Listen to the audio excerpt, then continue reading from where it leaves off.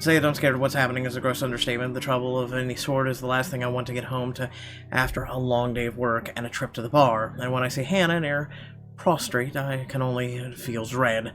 She twitches and seizes, body wound and coiled tight around thrashing, shuddering and shaking. Like a woman possessed, her mouth falls open, her eyes roll to the back of her head. It is the hallmark signs of a seizure. The symptoms are similar, and that knowledge and the fact that I know this only makes things worse. To hold her close is all I can do while she thrashes about. I know this is wrong, I know that I'm not supposed to hold her down, but yet I do out of instinct, reflex even. I'm terrified of hurting her, but I see no other way to keep Hannah from hurting herself. It takes a lot to keep myself from running off to get help when she needs me here. And it takes everything I have to keep myself intact. When she says my name, I realize that her seizures have stopped, but that doesn't make the dread go away. Please. What happened here? Who did this to you? I don't know. I'm so sorry. The sight of her tear-streaked face is enough to twist the knife in. It does not help that I'm at a loss as she is right now. All I can say is... Shh, it's all right. You're safe now, Hannah. You're safe now. Must have sat in the kitchen cradling Hannah in my arms for an eternity until Schrocken and the maid ran in, assuming the worst. She had been screaming enough to attract the attention of anyone in the mansion property, but that's all well and good in the end, I suppose, as they helped carry Hannah up to our bedroom. I doubt I could have managed on my own. I might have slipped on the stairs and cracked both of her heads if I tried. Both Schrocken and the maid does a short work of making her comfortable while I sit on the sidelines. I have no idea how long I remain there, just watching them and her. But at some point after they've left us, the sun has set, leaving the room dark and silent. Nestled in all the pillows and blankets and put on her side, though, Hannah looks smaller than ever. She looks so weak and vulnerable that I can't help but worry. Not to mention the children. Think of the children. I wouldn't know how such an event could affect the babies in the womb. Now seems like a good time to get drunk as any. But I just can't. I can't bring myself to leave her side just to intoxicate myself, not with just happen. I might just drink myself to death if I as much as tried. Stay with me, darling. Of course. Anything for you, sunshine. There's no way I can leave her side without feeling guilty. Besides, what sort of husband and father would I be if I don't take care of her when she's sick? Not that I'm too confident in what I can do on my own. I'm not trained for this sort of thing. Even if I've experienced similar scenarios before, I might still do it all wrong. I've already called out a personal physician along with the obstetrician who knew of her pregnancy for a house call in the morning. We'll have to go on from there. I don't like to think about it, but I still can remember the doctor's instructions on how to take care of my mother while she was ill. Provide a safe space for her to rest, check. Let her lie on her side so she doesn't choke, check. Loosen tight clothing on her to let her breathe, check. Keep calm and don't panic. Well, I'm having a bit of trouble with that one, aren't I? Do you want any water? Something to nibble on, perhaps? I can call for something to be brought up. Soup would be good, right? I'm fine, Luke. Don't you worry. I'm just a little sick, but I'll get better. A pained look crosses her face, and then more than anything, I wish I could take away the pain she feels now. She beckons me to come closer, to hold her in her arms. Who am I to say no? Her body still quivers, tiny shakes that make my heart feel like I'm gonna stop and give every time that happens too much. I take care to give her room to breathe, no matter how much of uncomfortable position it puts me in. Her scent is enough to bring me at ease. Golden flowers, marigolds, buttercups, and daffodils. I'm not sure if she smells this way because I surround us with them when I can, or because she's wearing the perfume I gave her last Christmas. There we go. Now, are we comfy? She nods, her head weakly, a smile barely making its way on her lips. I'd be ready to fulfill any request she had, anything to make her easier for her, anything to make her happy. But when she next speaks, I can feel my breath catch in my throat. Sing me a lullaby. A lullaby? Of course. I can do that. I know I've done so many things in my lifetime that would justify a horrific end, but not Hannah. She doesn't deserve this. This is all too horribly familiar. I find myself in a bed, clutching reverently to an ill-beloved, wishing it isn't real and hoping it doesn't get any worse. To find myself screaming at a god that I've long abandoned and forgotten, not her, not again. Take her and you will, bloody rue. Have a lullaby shared so that we can forget the pain and the fear. Hush, my darling, don't say a word.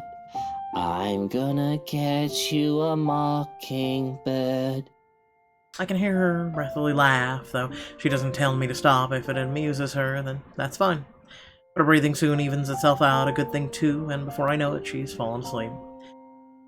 If only it would be as easy for me. I certainly don't envy her, but I don't particularly like how my mind runs right now. Battered and frayed, clutching at straws, asking myself if I'll really let myself fall apart in this moment. It's alarming how just the thought of losing her could break me, pregnant or And not. if that mockingbird don't sing, I'm gonna get you a diamond ring. I've already lost my mother, the only woman I've ever truly loved in my life, and without knowing them as a young man, that wounded a great part of me. I'm aware now of how scarred I am, for lack of a better term. And if anything ever happens to Hannah, well, I don't know what I'd do after the fact. Would the loss drive me insane? Would I become mad and swear bloody vengeance on a world that deserves less than her? Would I end up drowning in sorrow and guilt until I'm drinking one night and figuring a bullet is a good way to go? Or perish the thought, would I become like my father, one who had further no love for anything nor others or even objects or the self? The vainglorious mogul that worked for the sake of succeeding in the search of happiness that would never come. And if that diamond ring turns brass, we're gonna go to fields of grass. For a long while, I was that man, wasn't I? Pursuing gold, glory, and nothing else. Bloody hell, I even started courting Canna for the money her family had. She was a mark to be attained. But she was just too bright. And I don't mean intelligent, though she certainly is that too. No, she was just bright in a manner that she could bring such sunshine to anyone's dreary life. I thought I would need to put on a mask with her, but just like with all the others. But if anything else, she made it feel so constricting, suffocating, that I pulled off the mask on my own. I had wanted to be around her, just as she was so willingly showing her real self to those around her. It wasn't some sudden realization. There was no eureka moment. It just happened. And in those fields where we roam, we'll take daffodils for our home. We would meet up, talk about business, but then we could only last for so long after a few dozen dates. We'd end up talking about other things, little things that didn't seem to matter so much, inconsequential things that one would end up forgetting in the grand scheme of things. Good food, music, dogs, the film we just saw, books we've read while we were apart, places we wanted to go, things that weren't important suddenly are. It confused me so much, but I was happy. And at some point I told myself that this was the woman I wanted to spend my life with. Then I forgot that too, a lot. It was out of some misguided need to be my own person, to not be defined by anyone else. I refused to put her on a pedestal or to make her the center of my universe. Married or not, we were our own person at the end of the day. But I would forget that too, at the very least. Remember that she was there with me. And if those daffodils die and wilt, we'll still have the home that we built. She made me better. But I am, still me to an extent. Still the son of a bitch that has something to prove. I forget it again and again, no matter how hard I try. I'll spend extra hours at the office for something or sooner or later to have a favorable stocks or take care of a debt or something. Sometimes I'll even bring home work if I haven't gone to drink or destroy my liver. I'll flaunt the riches, some of which aren't even rightfully mine in the first place, and lord myself over everyone else because I can deserve it. Because that is how I prove myself, when I don't even have to prove myself to Hannah. Sometimes I wonder, had we met under different circumstances, had I grown up in a different way, would all of this be any better? Would we be any happier? Good night, my sunshine. Now there's a thought. Mommy, what happened? You were wiggling and shaking, and you wouldn't stop even if I was shouting. I'm so sorry I shouted at you, Mommy. Shh, don't cry. My little ball of sunshine's not supposed to cry, is he? Don't you worry. Mommy is just a little sick, but she'll get better. I've got a new job now, and I can get medicine again, okay? And we'll buy some bread pudding, too, while we're at it. Please don't do that again, Mommy. It's scary. It's okay. I'm here. You've got nothing to fear. But you have to be brave too, Lucille. Even when I'm not around, be brave. I choke back a scream and wake up in a cold sweat, with my heart pounding in my ears. It takes a while to remember where I am. In the dark and cold of the room, one can't fault me for feeling ill at ease. It isn't as bright as the penthouse, and renovations did little to change how old it feels.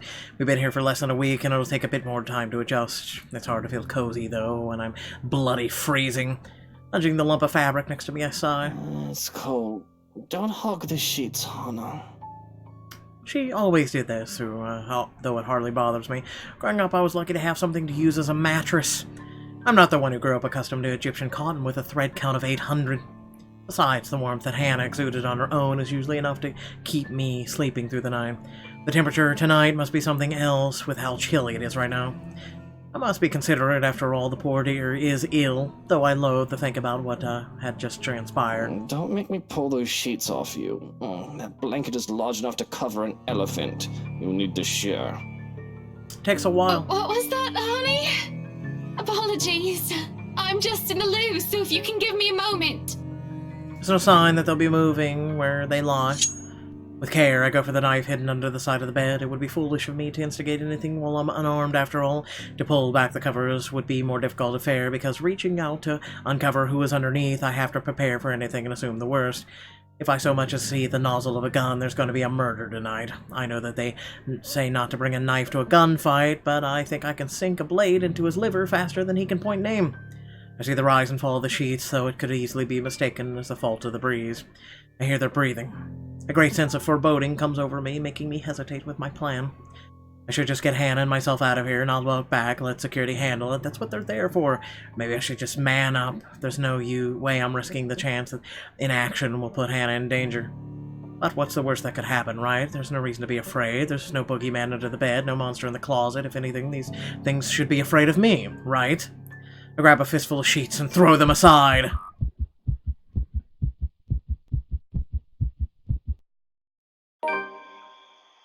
Hee. Nothing. Nothing but a bunch of pillows stare back at me. Must be my imagination. I'd rather not think I'm going mad. It could very well be the stress getting to me, all this drama with Hannah. I've been doing very well all these years, all things considered. I guess I'll have to do my, I have a breaking point. But still, the world goes on even if I cannot, and I must go along with it. I suppose a day off or two tomorrow wouldn't hurt. Rest, aside from a few hours of sleep, will be welcome more than. But I can't shake off the unease. I dare say that I feel I'm afraid, irrationally so, that something will come creeping, crawling underneath the bed, and even as I lay down and close my eyes. The odd dream doesn't linger, thankfully. But with the morning comes another disturbance, both too loud and too sharp for my taste. And I have fine taste. With the piercing rings of the doorbell reaches even into the bedroom, I'm not very much inclined to think that the person who built this place lacks any sense of it. Perhaps the one thing good in this place is that the ruckus has chased away the needingless guilt from last night's commotion, if only temporarily. Still, it's a bloody annoying distraction. I can tell already that this is going to be a long day, and it hasn't even started yet. Before the racket even lasts another minute, I'm peeling myself off to the bed and heading straight for the main door. There will be a murder today if this doesn't let up.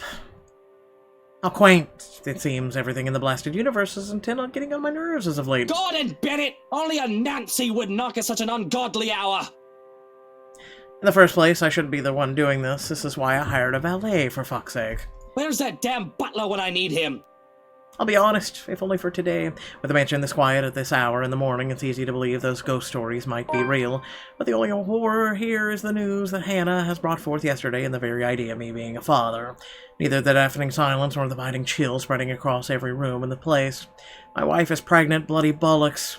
There's no place for fear when another set of problems already burns at fuel. So I wait for another second. When no butler still answers my call, I simply yank the doors open myself, perhaps with more force than needed. And maybe it should be appropriately there, considering the person on the other side and the hour he dared appear at my doorstep. Even with someone half a brain knows not to disturb someone this early. Brief confusion quickly gives way to anger, and before the bloody photographer can even get a word in, I'm hurling venom at him. It's less than he deserves, really. Hannah will disapprove, scold me for treating the photographer with such disrespect if she hears me right now. She seems fond of him after all, despite meeting him only once or twice. He's merely doing his job, she'll say, but she's not here, isn't she? What she doesn't know... You? How the hell did you get in here? What in 7 hells do you want? It's bloody 6 in the morning! Listen, sir, I know this is not a good time. Oh, it's not a good time! Did you even check the clock before coming here? I bet you didn't! This is still my home. My rules apply to this place as much as Hannah's do. As simple as that. Unlike you, the ones living in this house need to sleep. It just so happens it's also a person I will never take a liking to. No need for remorse. Come back when people are actually awake, or I'll call security on you. He continues shouting even as I slam the door into his face.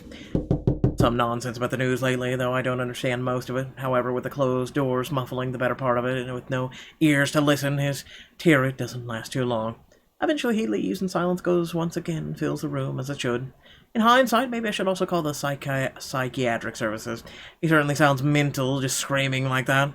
As a suspicious man might have left him roaming the immediate grounds. Nothing good can come of it. But if his presence will indeed bring a problem, a sign of bad things to come, I'll probably know soon enough. Worse things to come? Shrokin will take care of it if it need be. It's what I pay him for. In the meantime, the bigger problem at hand. It's on a whim that I've chosen to cook. Sure, I have a lot of other things I could have done instead, but cooking distracts me, and I do find it relaxing on the rare occasion I do step up to the task. On the tray, 2 plates of roti paired with spicy beans, boiled eggs, and hash brown, and bacon topped off with peppers, courgettes, and akis. I can't get back to sleep after my abrupt awakening earlier. Although I did think about drinking to get some 40 winks, I've changed my mind to the reminder that my very pregnant wife is sick in bed. I love my alcohol, no doubt, but there are times when I shouldn't drink. As it is, I'm running on nothing but 2 cups of coffee. The surprise on Hannah's face is apparent the moment I step into the bedroom holding a breakfast tray. But it quickly changes to a look of delight as I place the tray on the bed. Good morning. What's all this then? Oh, that does smell good. I made breakfast. In hindsight, I probably should have prepared something a lot healthier for you. Oh, don't you fuss. This is absolutely perfect. A little grease isn't going to kill me. Feels like forever since I last had your cooking. I don't see what you're so enthusiastic for. I'm no master chef. I won't be too mad if you tell Johans to cook something else for you. That just means more for me, of course. I can't wipe the grin off my face when Hannah takes a bite and looks like she's enjoying what I've made. It would be a lie to say I'm not glad or proud that I can make her happy. Though perhaps I haven't been able to do as of late, but Hannah needs me now and that counts for something, doesn't it? Oh, I don't think I can finish this all. But I shouldn't I? After all, I am eating for 3. I feel a terrible pit in my stomach at the reminder. I try to fill the said pit with food anyway. But bloody hell, I don't think I'm ready to raise a child, let alone 2 of them. There's nothing else that can be done other than steel myself for fatherhood. Speaking of you 3, what did Dr. Hobbs say? How are you and the babies? The physician took some of my blood. I'll go through some other tests tomorrow to make sure we're fine. I know how you hate hospitals, so I asked Johans to drive me there. That way you can have some alone time with Kylie too. Admit it, you just want to leave me alone with a little tyke without any backup. Don't be like that. You'll do fine, I'm sure. And she'll love spending the day with her fairy godfather. Of course, I can just look at it like that, like it's practice. I do want to be a good father, right? Not like my own, though I don't think any practice in being a parent would have helped him. He hadn't cared about the son he sired until he learned that he was ill and not long for this world. And even then, when he did find me, he still cared little. I definitely do not want to be like Damien, right? I'm just worried about the children, Hannah. I know you can take care of yourself just fine. You're one tough cookie. Look at you, already becoming a great father. One day, when the kids are all grown up, I'll tell them the story of how their dad is being a great big worrywart. Just leave being pregnant to me, alright? My hand moves to Hannah's stomach, which has yet to grow to beyond its usual size. There is some pudge hidden well behind her dresses. I'm half expecting to feel something, perhaps a kick. They always talk about how the sensation cements everything proof of life that goes beyond a growing belly, but of course, it's far too early for that. I still can't believe it, you know. I didn't think it would ever happen. We're going to have kids. A shame. I certainly need grounding. It would help me get my head around what's going How on. are you feeling about all of this? I don't know how I feel, actually. Worry is the first thing to come in mind, and I don't think I'll ever stop feeling that. That's what brought this on, isn't it? And it would be awful of me to say that I'm not happy at the news, excited even. But all that did not stop me from feeling the same fear I had when Hannah first told me about this. I was so afraid, still am. I never gave thought about it being a father until now, but I'm already afraid for them, their safety, and the world they find themselves born into. I'm afraid for them because of me, the bastard, who will be their father. The only consolation that comes into mind is the fact that they'll have someone like Hannah as their mother. Like I told Miss Pink, I never wanted to spawn anything. Though I truly did not mean to call a child, even an unborn one, an abomination. Of all the people in the room, I'm the closest thing to being a monster, after all. I'm alright. You're good, so I don't see why I shouldn't be. I'm not the one carrying a pair of brats around in my belly, am I? Just think about it. 2 tiny humans are inside of you and you're going to swell up like a watermelon. If you can get through this, so can I. I'm afraid. But the smile that Hannah gives me is enough for me to believe that everything will be fine. Eat the rest of our meal in companionable silence, and if I shovel some food off my plate onto Hannah, she makes no comment on it. Come on then, sunshine. Eat up. Can't have any of you starving on my watch now, can I? I say it in a joking manner, but I am entirely serious about making sure they don't starve in every sense of the word. I know it's an impossibility to be lacking when it comes to food with how well off we are, but there are other things a person can be starved off of. Affection. Attention. I can probably think of about a third word that starts with the letter A, but I digress. Soon enough our plates are clear and I put them away. There's no objection to it either, as a quiet yawn escapes her lips and her eyes start to droop. Indeed, the urge to sleep is high after having a full meal and with an inviting bed. But sleep isn't what I want or need right now. As quiet as I can be when I make my exit, tray of food in one hand, which I'm quick to pass off to Johannes as soon as I see him. Johans, look after her. I just need to get out. Stretch my legs, clear my mind, think. I don't think I have screaming, crying babies will give me much time for that once Hannah gives birth. Is everything all right? Should I be worried? Everything is good. Really. Best I've ever felt in quite some time, I think. Well, I think that's cause for concern. Shall I expect to find a corpse in need of cleanup? I can only shake my head and grin, the deadpan delivery both amusing me and making me wonder if he is joking or not. It can easily be half and half. There can be any instance of the two, or that just didn't happen, and I happen to give him don't give him an answer. Let him keep guessing and step out for a breath of fresh air. Gray skies loom over the horizon through the sun fights for every precious minute to let it get its stay. It'll rain soon, with the wind bringing along the gloomy clouds normal to Luxburn. Until then, it doesn't hurt to be out here for some fresh air and sunshine. I walk to the gardens, what little of it there is for the moment anyway, and I kneel by the daffodils. These were the first to be brought here and planted on my request, and if nothing else, they brought in a sense of peace. They were my mother's favorite. Closing my eyes, I lift my chin up to welcome the light that shines upon me, and for a minute I can imagine myself as one of the flowers, peaceful, blooming, and all too happy to stand in its warmth. Life would be much easier if we were all like flowers, wouldn't it? But I didn't step out here to get all philosophical. I have problems much more practical than figuring out the meaning of life. After all, too many things have gone on these past few days, and I want to forget about them even for just a moment. It's almost All Saints, isn't it? To think I've almost forgotten. I speak the words absent-mindedly. The date means nothing to me, as I neither worship or the religion, nor have any graves to visit. After all, Mother never was given a proper burial. But it's a date, as good as any, for me to grieve. Otherwise, I would have done so every single day, crippling myself and shutting off everyone else out. I can remember how the flames licked at her flesh and how it consumed her body until there was nothing left but ash. I stood there watching the operator and social service worker, though I could have been alone for all I cared. I felt alone. It was the most that could be done. No one would attend the funeral of a dead prostitute, let alone pay for it. All that's left of her, proof that she lived, is her name written in the ledger of Luxburn Cemetery, a lighter, and me. Pulling out the lighter from my jacket, I can't stop myself from flicking it open to stare at the flame and run my thumb over her name. All in all, it isn't much, but it's something. And it'd be wrong of me not to make something of myself when she would have given everything to make sure I become anything I want to be. Feels like I'm stuck in a nightmare right now. What I would give to have you here by my side, Mother dear. To see you smiling at me. Alive and as beautiful as ever. I'm afraid I'm starting to forget what your face looks like. I've already forgotten the shade of your hair. Eleanor Chandler was a wonderful woman, though not everyone would have agreed. Not everyone had seen past her occupation, past her vices, and her illness. All they saw was a poor woman who sold her body to make ends meet and had a bastard son because of it.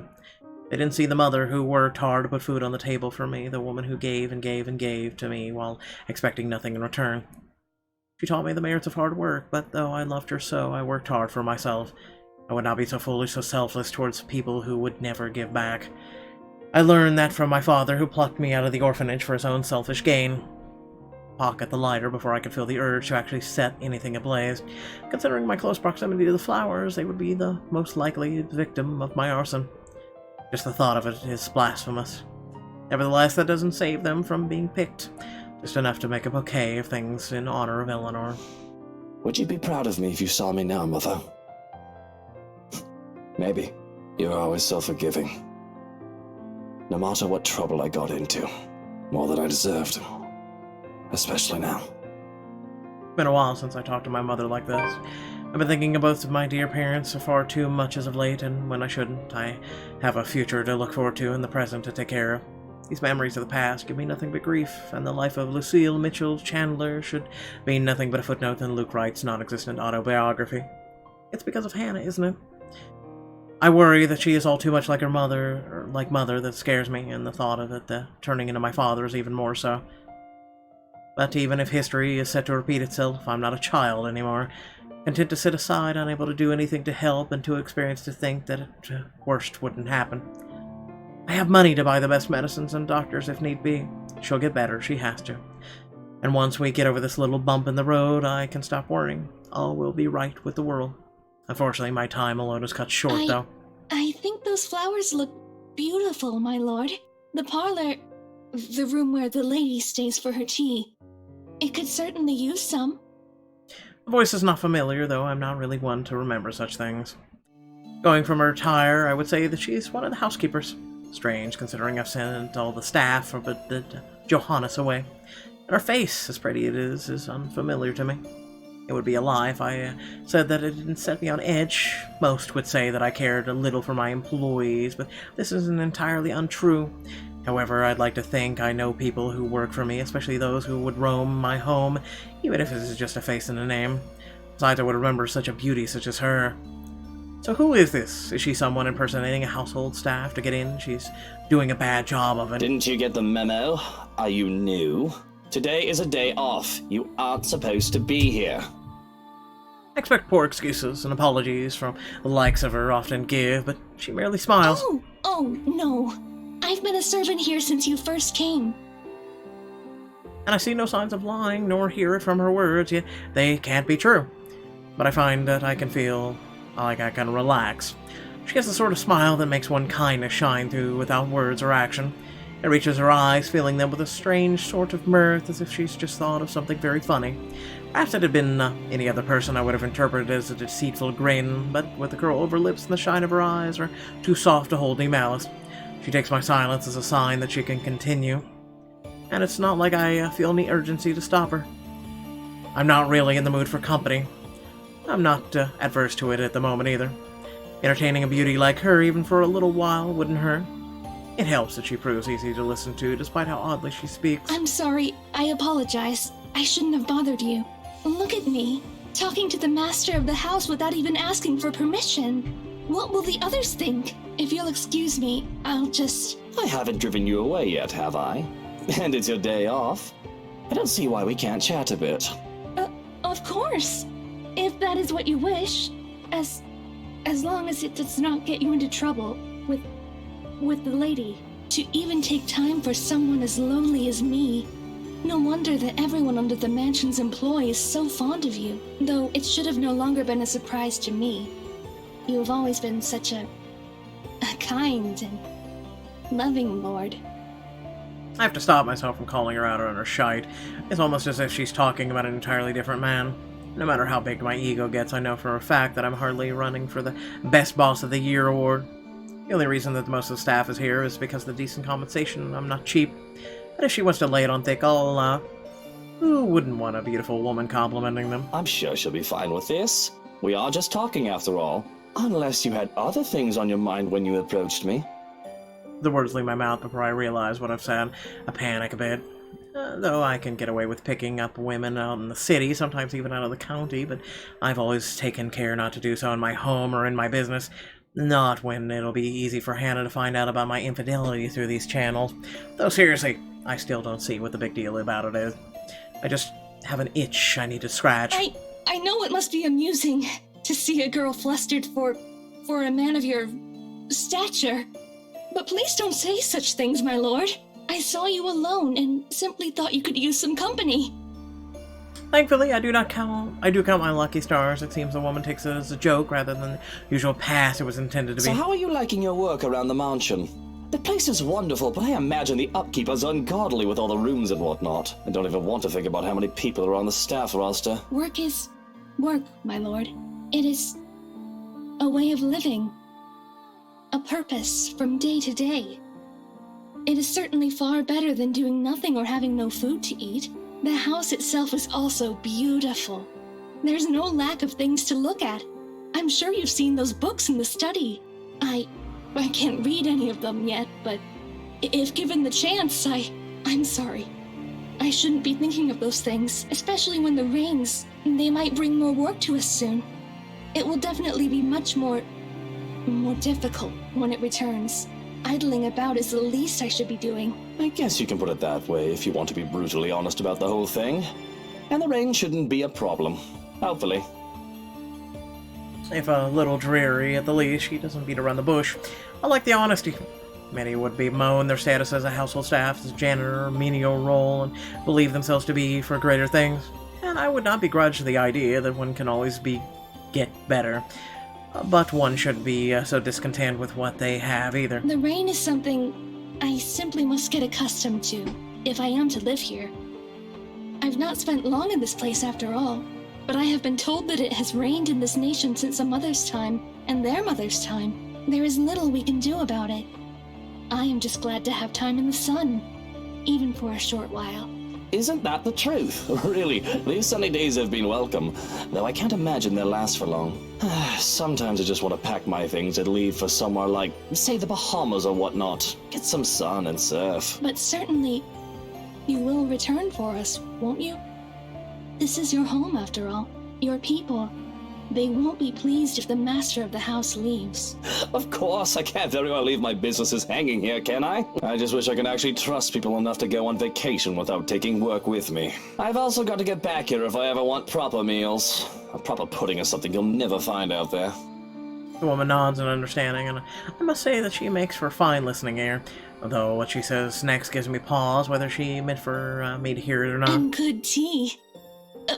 From what the cook has been telling me, I've yet learned how to prepare one. Perhaps once I do, it would endear the lady of the house to me. I never expected her to be so unkind after what she did for me. Though it's only if one catches her in a foul mood. I wish I knew how to avoid her anger. I highly doubt she means Hannah. That woman rarely has a mean bone in her body, and when she actually isn't nasty towards anyone else, it's usually deserving enough, much like Rochelle woman. Hell, even she tolerates Harvey for me, even if she did admit that she doesn't quite like the man. She must mean the head housemaid, right? I have to laugh at that. Not that I have room to speak, I don't deal with her myself anymore, though, even though Johannes has a few choice words about the head hag, she's just been under the right employee that when she was also head housemaid for my father, and if anyone's not going to get along with someone, I'd rather be the crotchety old woman. I don't even remember her name. The woman has been strict upstart bitch who took me one look at me, her master's bastard son, turned her nose up, and if she were better by mere coincidence of birth, that she absolutely loathed my existence. Perhaps the rumors had been true. She had a miscarriage while bearing another one of my dearest father's children. She saw me as an obstacle of her being granted a better standing in life. I remember that much, at least. The one reason I haven't sacked her yet is because of her competence. Also because working under my household makes her absolutely miserable. Her resignation made impossible by her pride. Nobody really gets along with that woman. I think everyone just tolerates her because of how old she is. I mean, not to be rude or awful or anything, but she's at the age where she'll be pushing daisies soon enough. Is she? Really, my lord? I'm sure the lady is much younger than that. I think the thought of tormenting the young and beautiful gives her reason to live. It does seem that way. Though I feel sorry for her. One's life should not be wasted away on hatred and anger. It is never good for the heart or the head to always carry ill thoughts. But at the least, you are here for us. We are certainly so lucky to have a lord like you. The lady even more so. The gods smile down on her. Though, if I may be honest, she is to be envied. Even when I have my suspicions about her, she's just too easy to talk with that I've forgotten. I don't even know who she is, and she's actually one of the household staff, and that would explain why she so easily give obvious wrong statements about my character. Though if she is here for malicious reasons, she would have done more than do small talk with me by now, wouldn't she? I have so many questions, perhaps curiosity will kill this cat. It's strange that I've never seen you before. What's your name? You do not remember? I don't believe you've mentioned it, or am I missing something? You still cannot comprehend it, can you, my lord? Rancer chips away at my good mood I'm starting to get into. I have every right to be angry at the cryptic response. She threatens my insubordination with her very presence alone. But instead of hurling vitriol at the woman, I keep taking a deep breath. I do not want my mood ruined further than it already is, not right now, when I can let my temper take its course another time. Whatever your name is, and no matter how long you've been working for us, that does not change the fact that you shouldn't be here. I'll call you a cab to bring you to the city if you want. Shouldn't I? What if I do not wish to leave? I merely desire to stay by your side and serve. Is that such a deplorable thing? A gaze sends chills down my spine. It's too easy to see the devotion, the obsession in her eyes, not the good sort either, as her scrutiny makes me feel like I'm laid bare. The offness of her presence is all the more palpable with the feelings of bugs crawling on my skin and the silence that makes it seem as if the world has stopped. Any friendly atmosphere we might have had going for us is completely forgotten. Danger. A small part of my mind screams, the part that has kept me alive all these years, and in the hindsight I'd be stupid not to heed to it. But I've grown arrogant, complacent, and content to hide behind wealth and power. Yes, it's a deplorable thing, as you said, because I'd like to be alone now. Thank you very much. If you didn't want the day off, you should have reported to your superior. This is utterly unprofessional of you, and I shall be issuing complaints. In fact, if you know it's good for you, you should start looking for another employer. It's at my threat that her smile on her face turns tight. I see. It escapes you still. How despairing that this misery must go on. But maybe, if you come with me, I can help you. I can... When she reaches out for me, I recoil with a hiss. How dare you lay your filthy hands on me without my permission? I am not going anywhere with you. Now step back and walk away before I have you forcibly removed. As if a switch has been flipped, the woman's expression turns horrific. Although that very well may be an understatement of the century, and she herself turns horrific. Her presence is suffocating, bearing down on me. I'm rooted on the spot. There no fault of my own as my fear paralyzes. You are too much like that vile woman. Poisoned by her rotten influence and her filthy words. But that can be remedied now that you're here. Oh, how we have waited to welcome you home. Come, my lord.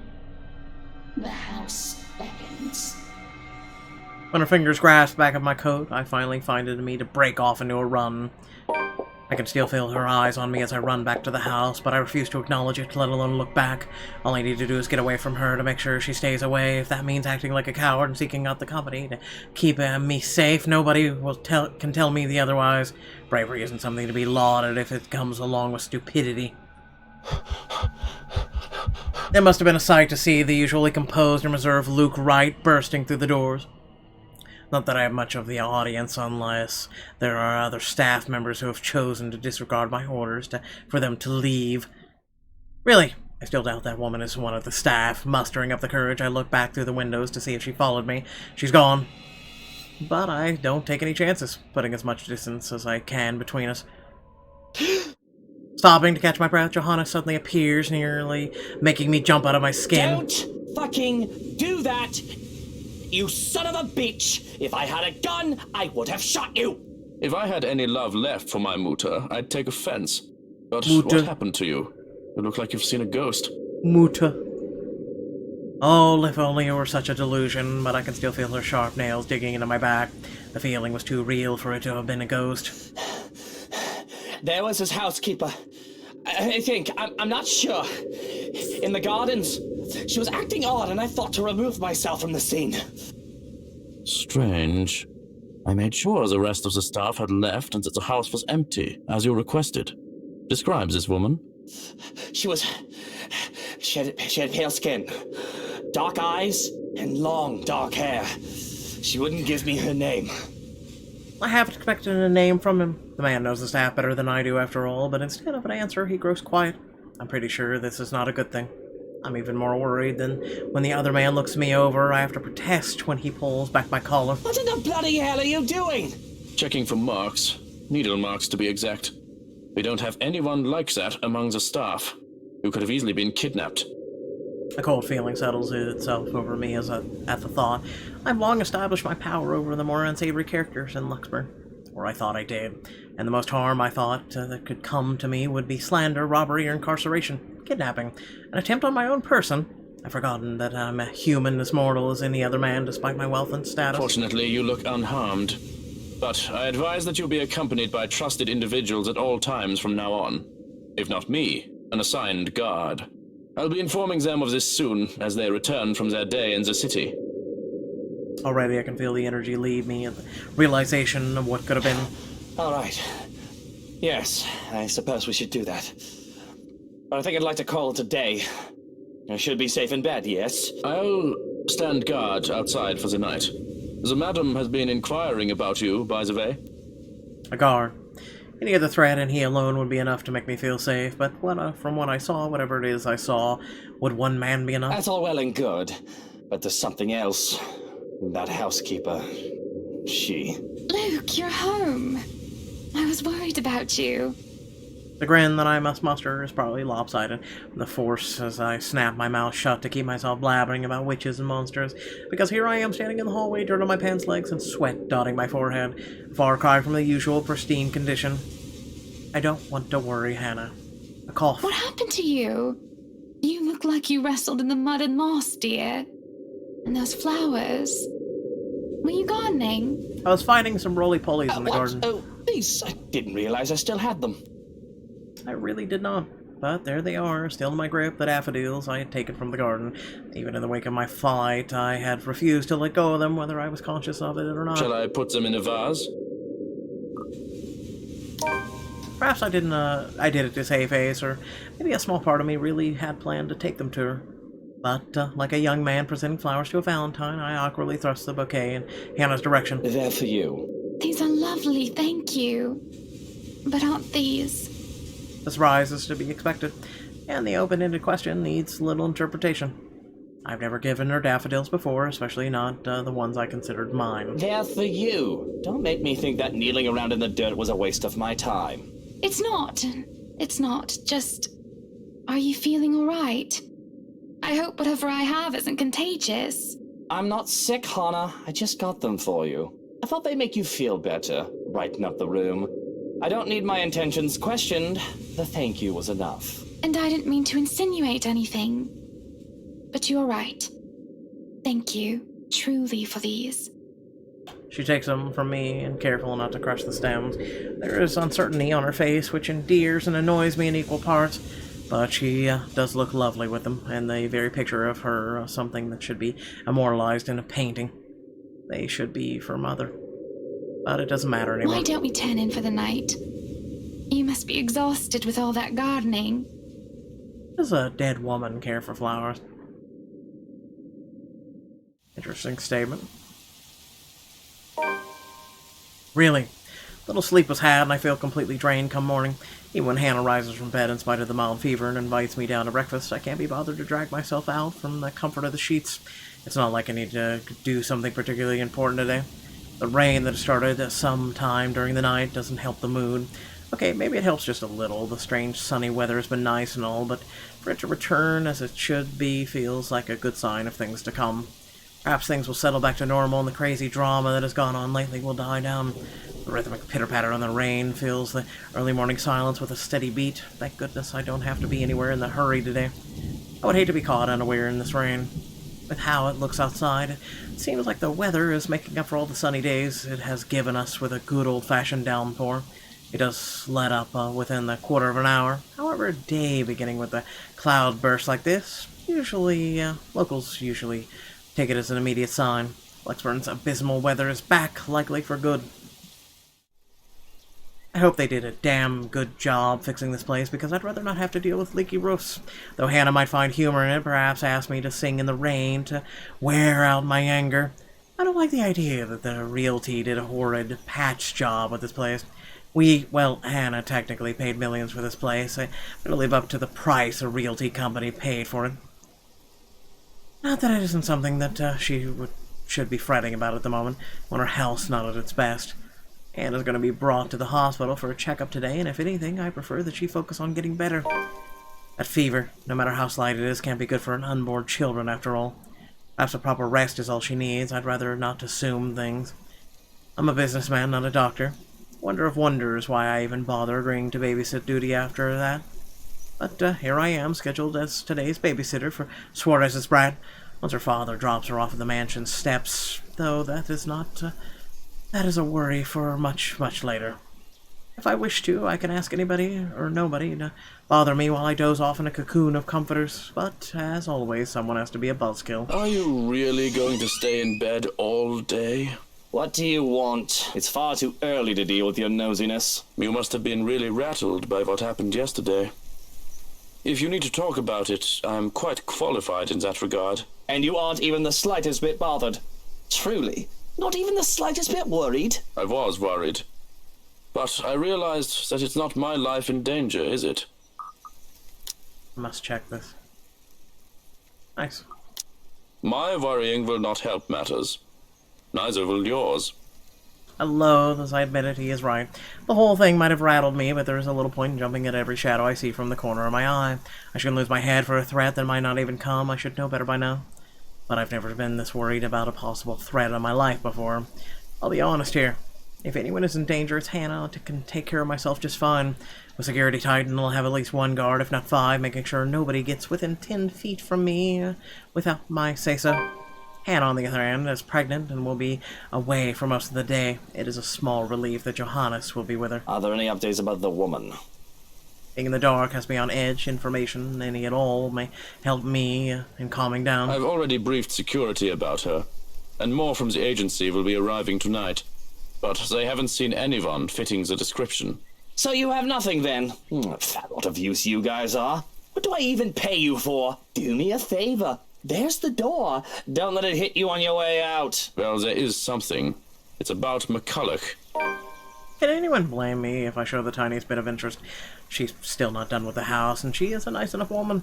Plans to go back to sleep are gone. I called her secretary about taking the day off.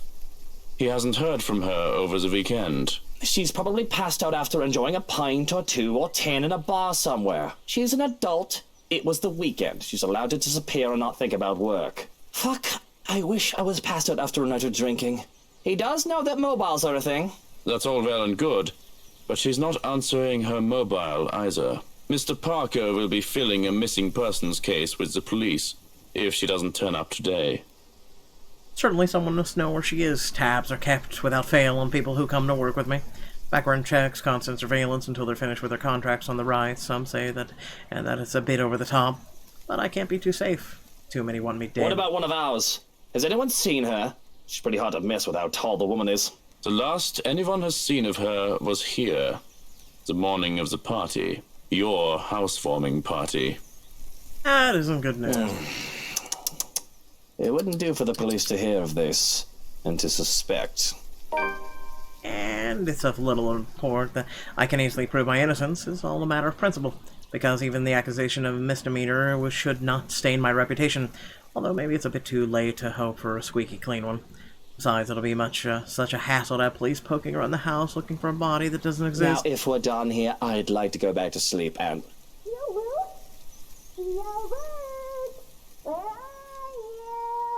God help me. Well, there goes any plans of grabbing any shut-eye. Rolling over on my stomach, I can only scream into my pillow. Of course, of course. Ah.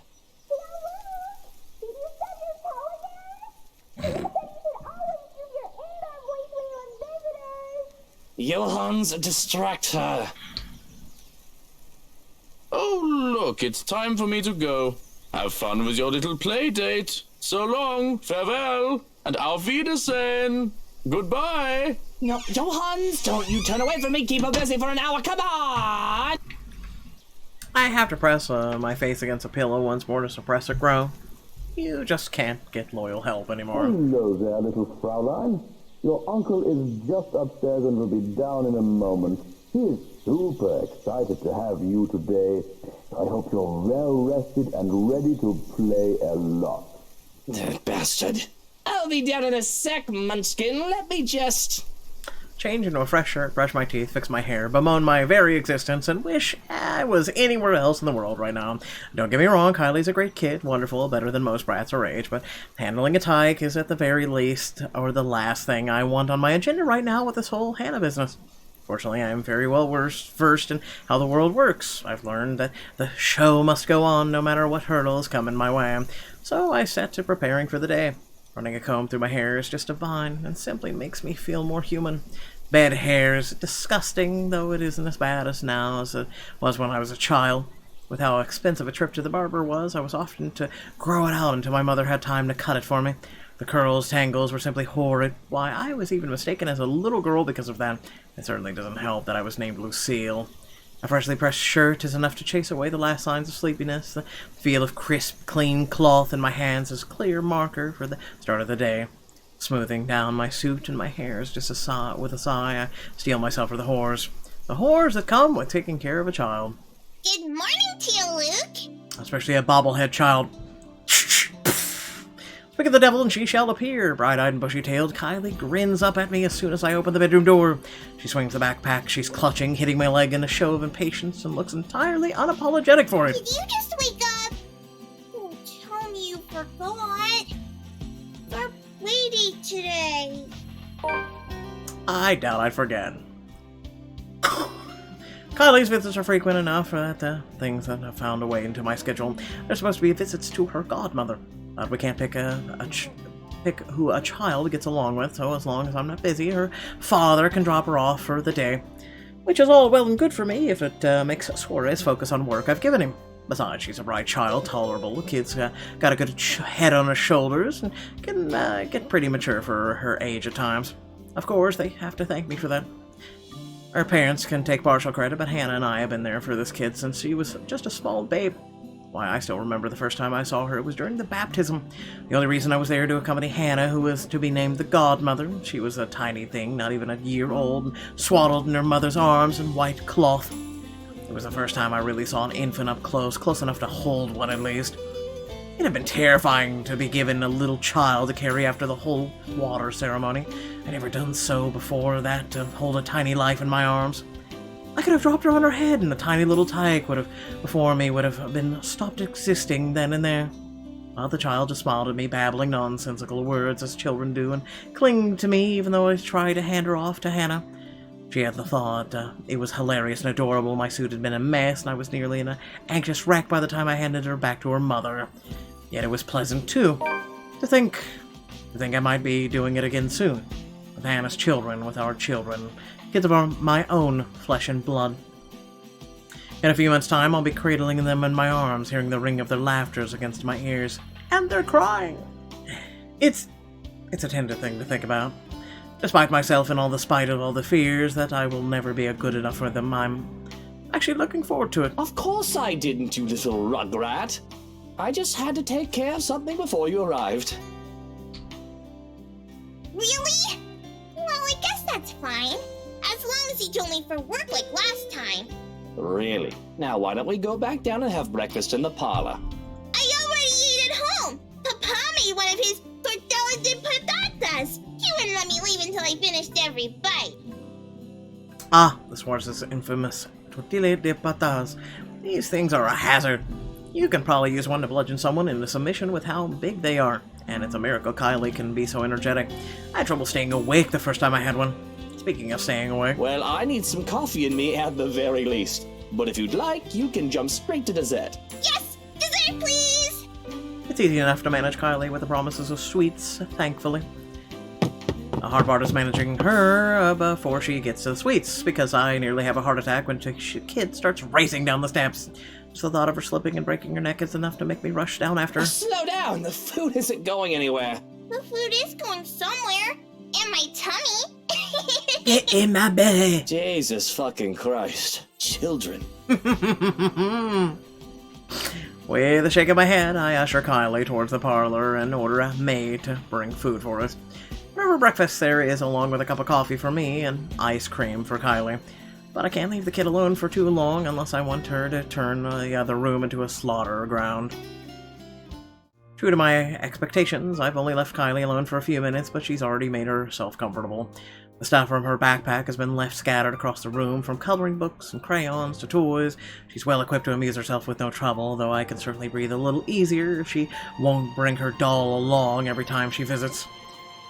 Narcissa, or Sissa, is a creepy little bugger. It doesn't help when Kylie left her during one.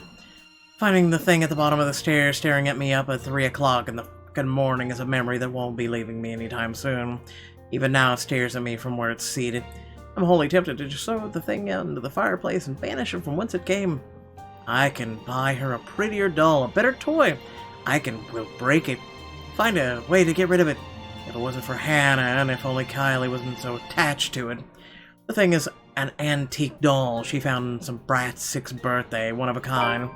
My darling Hannah loves her so, and Kylie does try to be a good goddaughter, but she just can't keep her interest long with my wife.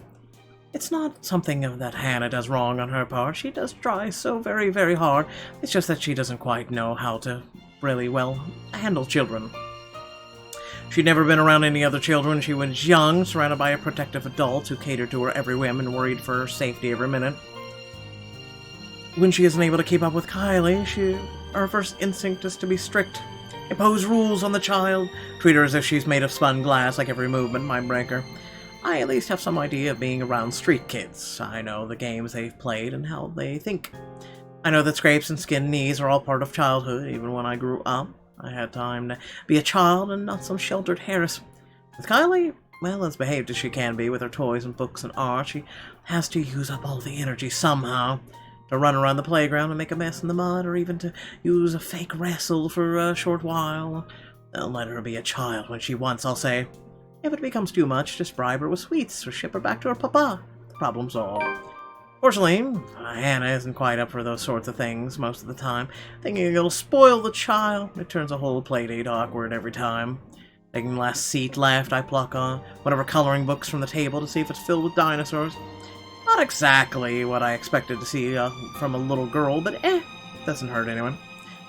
If she wants to play with dolls and cars and dolls with her cars, or what do I care? She once put doll tootis on model cars, even. Oh, this is a new one. The last one you had was filled with horses, wasn't it? Those were ponies, Tio. They're much cuter than horses. We went to a dinosaur zoo, and it was awesome!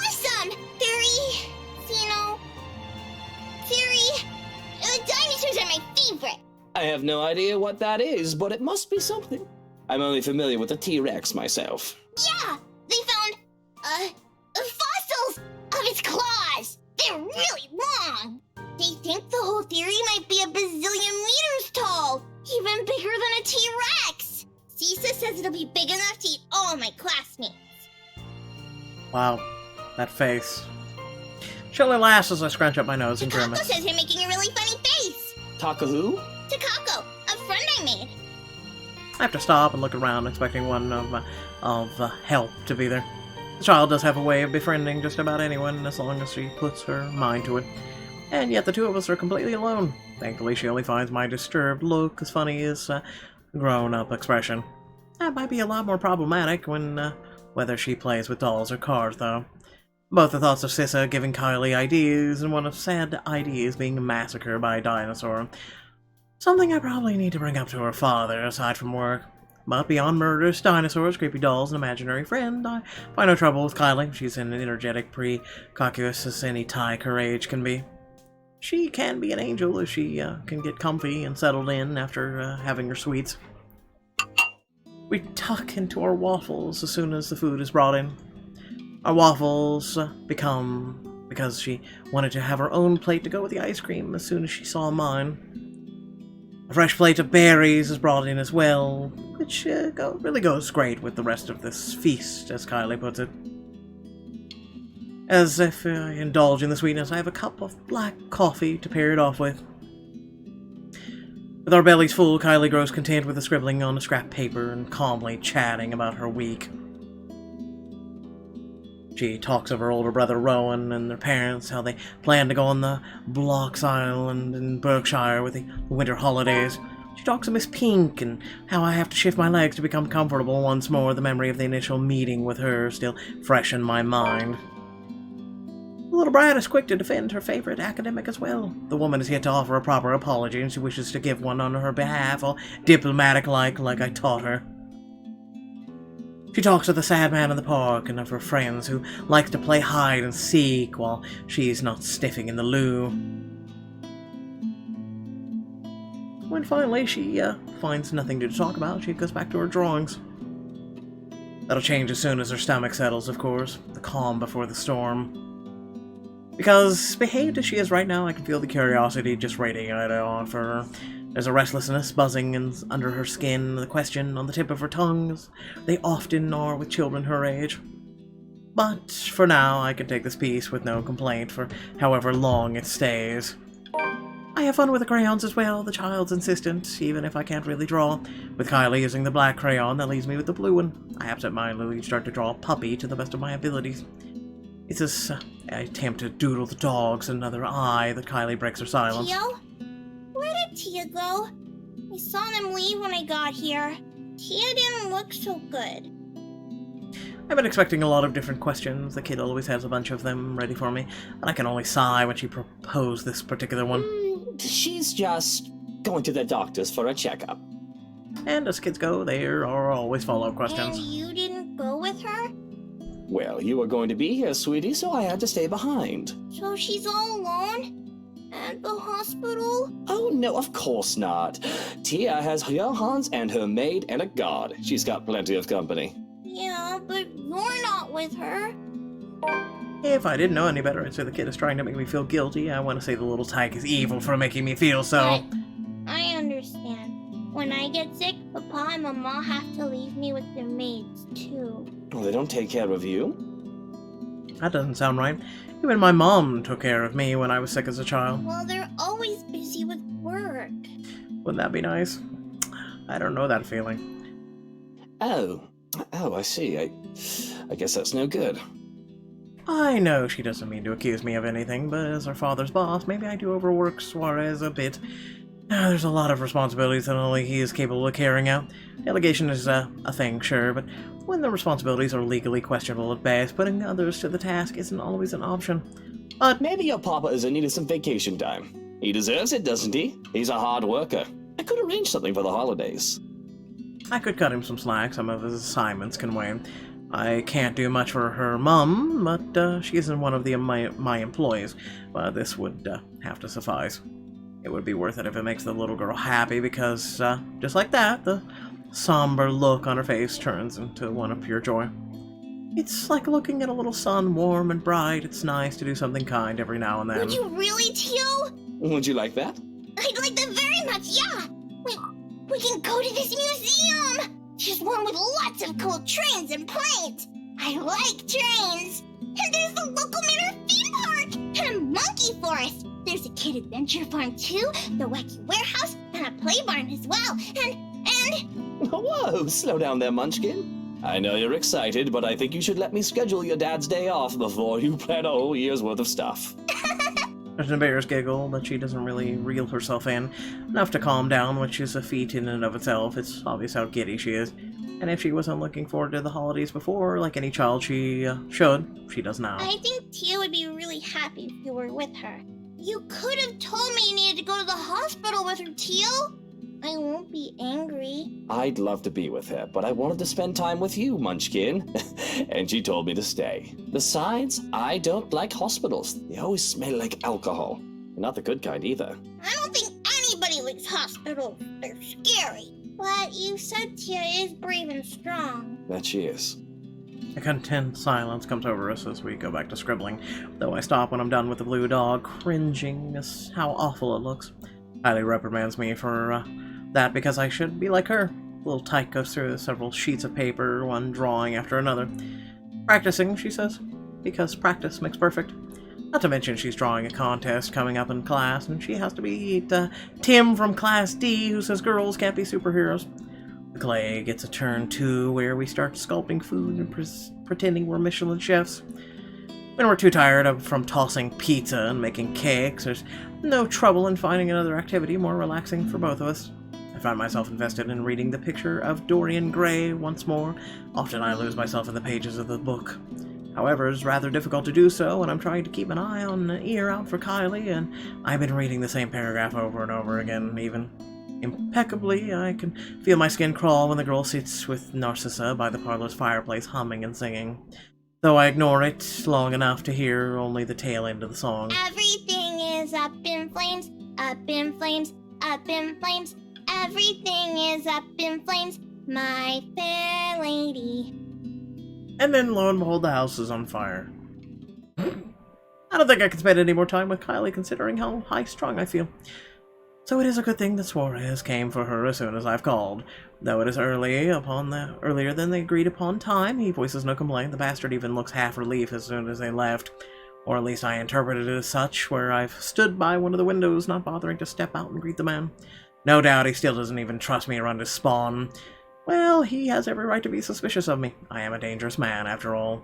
But to my chagrin, that leaves me the rest of the day with nothing to do. Well, aside from picking up the mass Kylie left scattered across the parlor. To my immense relief, she remembered to take her doll with her this time. But the same cannot be said for the crayons and paper littering here and there.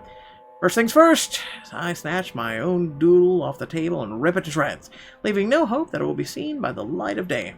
The rest of the drawings, all Kylie's, remain unharmed as I collect the lot. Though they have been stacked neatly on the table before, they must have been blown when I saw Kylie off. And there are plenty of them. From cats and cakes to colorful rainbows, gardens, the child managed to make a lot during her morning hair. There's one more that I have to fish out of the fireplace where it landed. Expecting to see another one of Kylie's masterpieces, I am instead greeted with something a bit more concerning. There is me, there's Kylie. There's two of us, side by side, smiling, as our stick figure shells stand in a nondescript field. That much I can ascertain without looking at the labels below the doodle's feet. But a third figure stands next to me in the drawing. A woman, with her face hidden behind a curtain of black. Takako, the writing under her supplies. Takako says you're making a really funny face. Taka who? Takako, a friend I made.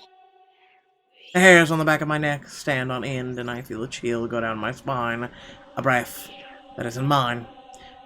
That is me turning around, hoping to see someone, anyone, but nothing. And that's when I see it, or hear it.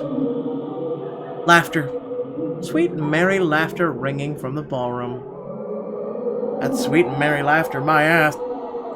Think about this has my cheeks burning and my blood running hot. It's as if I'm being mocked. I stomp towards the door. I have to stop myself from shouting up a storm. I expect to see some of the help dallying around idle from their duties. Perhaps they thought they could slack off on their duties without the head butler around in my preoccupation with Kylie. Well, they had another thing coming. But again, nothing. Nothing from what I can see, from the cursory glance at the very least. I roam around looking for near impossible hiding places, and still, I'm all alone. And yet I can still hear the laughter, the cursed laughter echoing around in the room in my head. Who's there? Show yourselves and show some respect to the master of the house! Cold uneasiness settles in my stomach when no one answers. I stumble on my own 2 feet, feeling a wave of nausea come from nowhere. have to put a hand against the wall to stay upright when the world shifts and pain explodes behind my eyes. It takes every ounce of my self-control not to heave, and then and there, the only thing my pride allowed me to do was close my eyes and attempt to alleviate some of the pain. Hello, Liam Killer.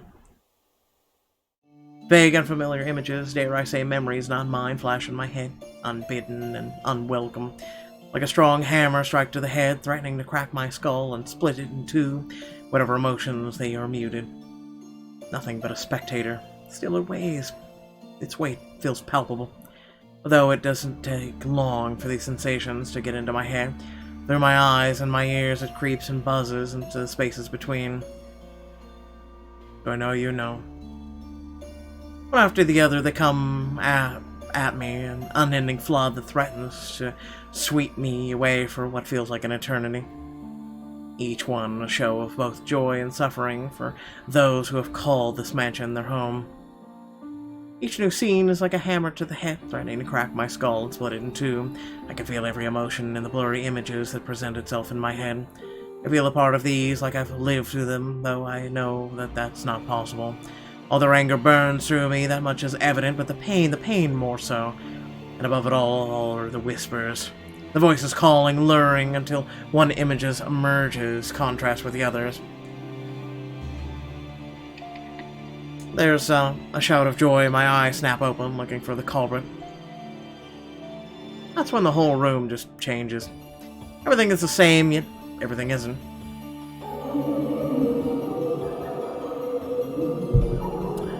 There are people everywhere, laughing, dancing.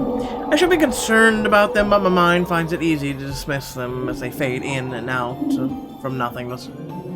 Instead, I find my concentration drawn to a man and a woman, though one can only call them a lord and a lady going by their clothes. And oh, just see how happy the couple looks. Though the man's eyes are eerily blank, like he's not at all there. His face is familiar, though. In fact, they both are, but I can't quite place why. The two make a pretty picture as they dance in the center of the ballroom. Even the phantom crowd's attention stay on them. It reminds me so much of Hannah and I during the early days of our marriage, the honeymoon years, they call it. We were happy then, too, all smiles and her sunshine, even with the normally dreary weather. Younger. We had less to worry about, or at least thought that way. I thought we wished we could go on even when, with all of that, I had to do. But life is a way of catching up. There was work to be done. Although we had to stay the loving, perfect couple in public, I could not afford to look so weak. I appear to tie down to someone else, to those who knew who I really was. I had to harden my heart when I had business. But it hadn't always been so easy to just switch that part of me on and off.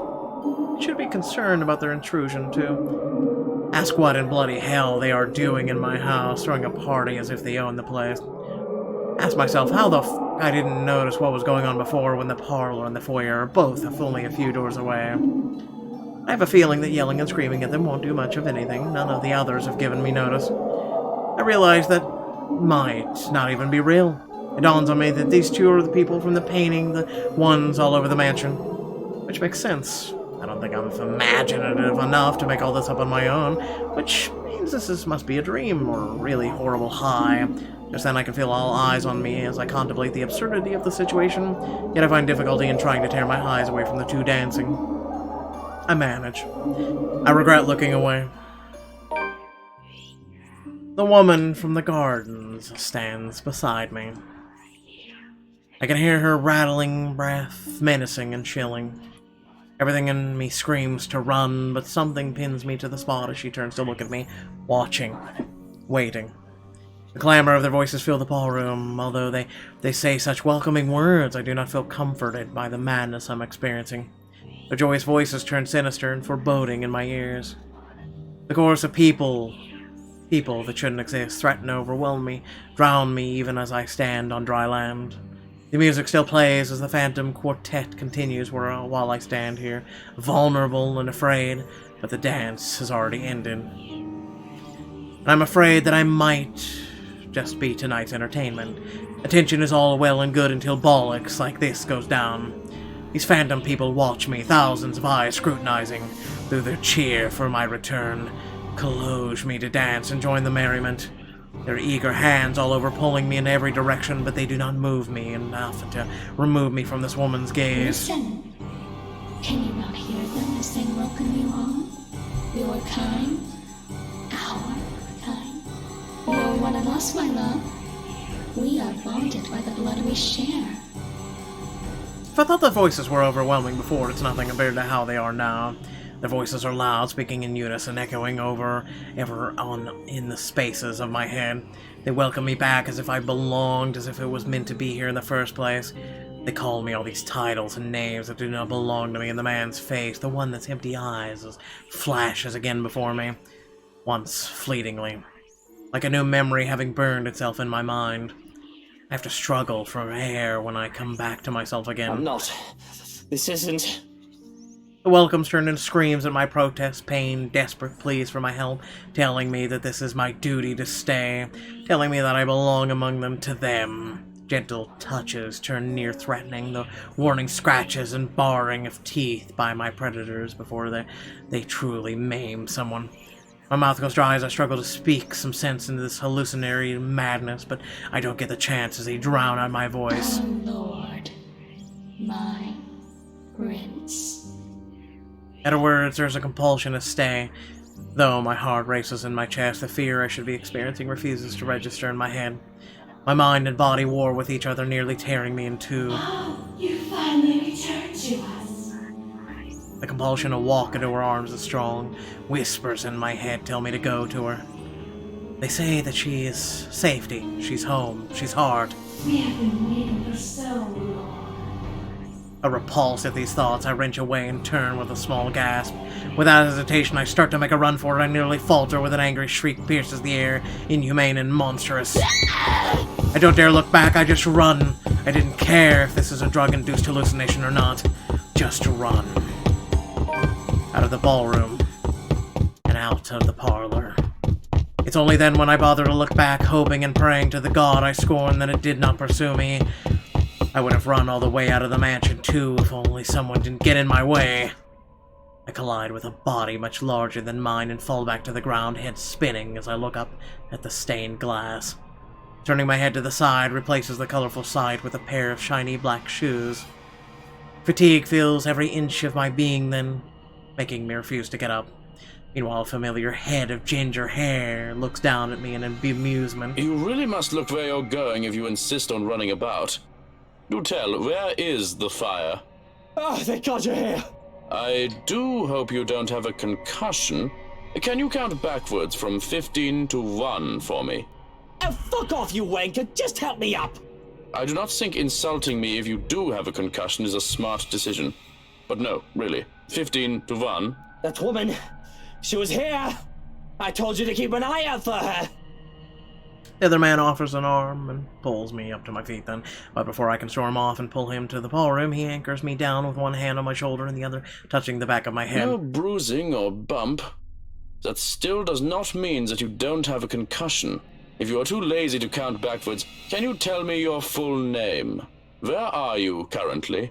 We don't have Lucille Mitchell Wright, and this is the Ermengarde bloody fucking foyer. But we don't have time for this. You must make and have the time to make sure you are not broken in the head. Too late. I have already sent security to scour the whole house when I saw you running out of the parlor, Dummkopf. If the woman is here, they will have her.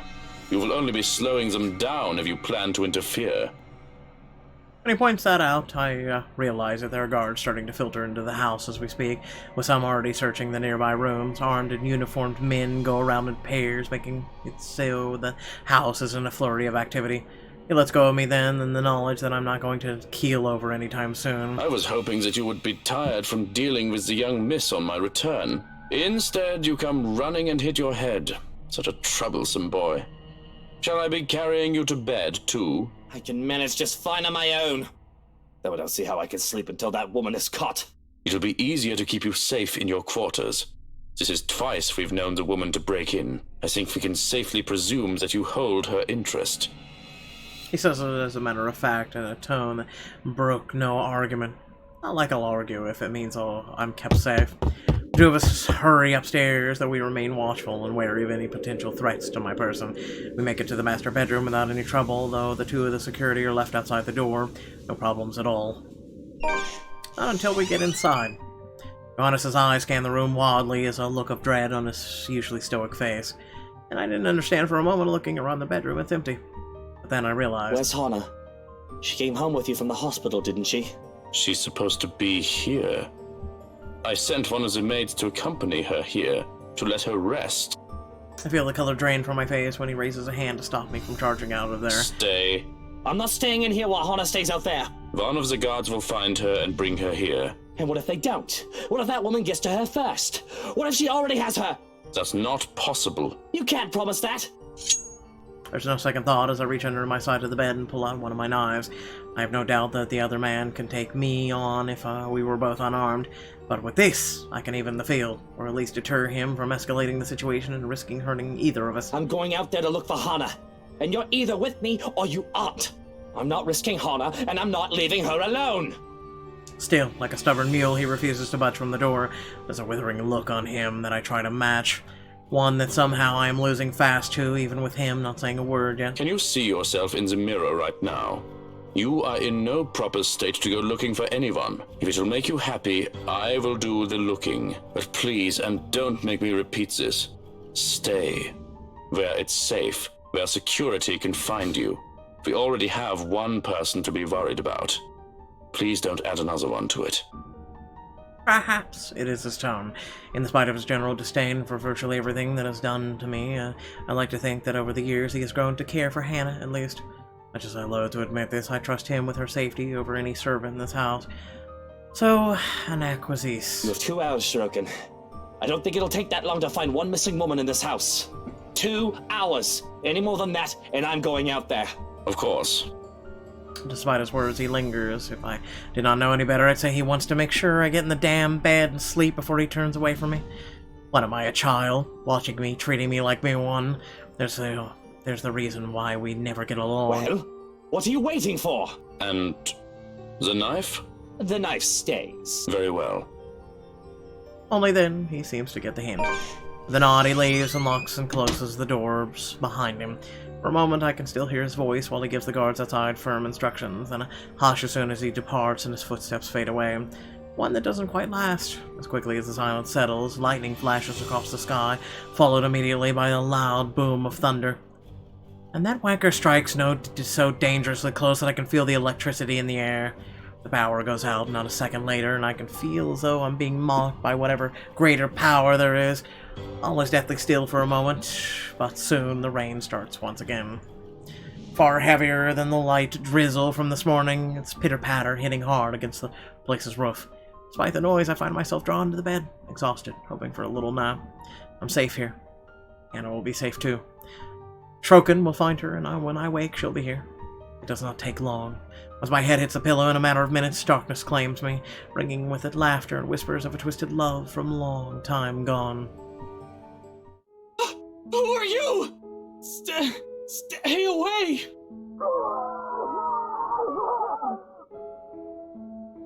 Sweet dreams, my love. It'll be over soon.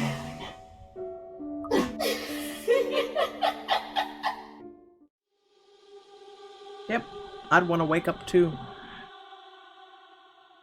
Yet, in spite of the unfamiliar voices and unwanted touches from the shadows lurking in the dark, rousing in a slow, arduous process, difficult every limb heavy with lead, no matter my aversion for the words they murmur in the ears, or the sight of her horrid smile from afar, my body refuses to yield.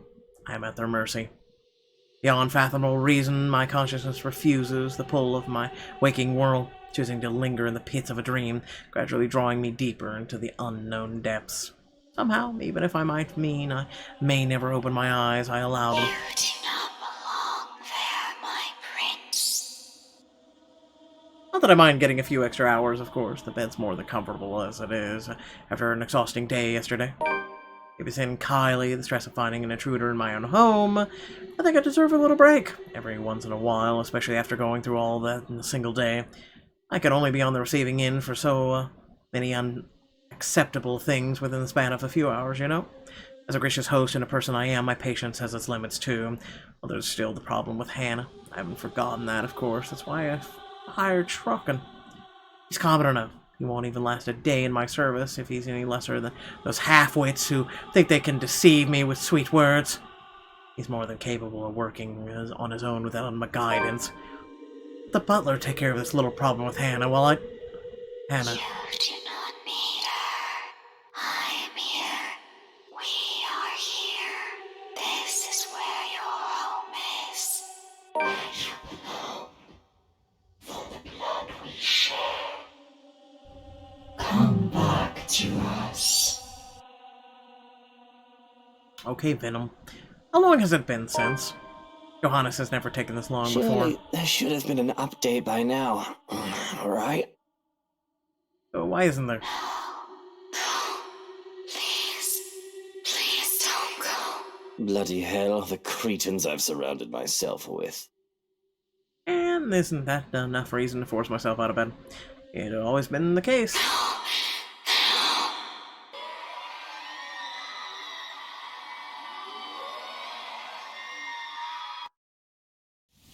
Eyes fly open, expecting the warm rays of the sunshine filtering through the curtain, and to be greeted by the blinding flash of light, a loud boom of thunder that sounded nearly too close to my ears. Strong gusts of wind will occasionally burst in from the open balcony door, bringing in drizzles of cold rain into the room. I must have left it open earlier before dozing off. The carpet and floor closest to it have already been drenched. Anna's gonna be cross when she sees this. Not that it's an immediate problem. If anything, it's this power outage we should be minding first. With the intruder still at large, steering through the darkness might be far too more fatal than multiple stab wounds or a gunshot to the chest. Oh, great. The power's still out. That is exactly what I need right now. Yes. If the storm... It's the storm, of course. I should have moved back to the penthouse to weather it in a much more comfortable setting.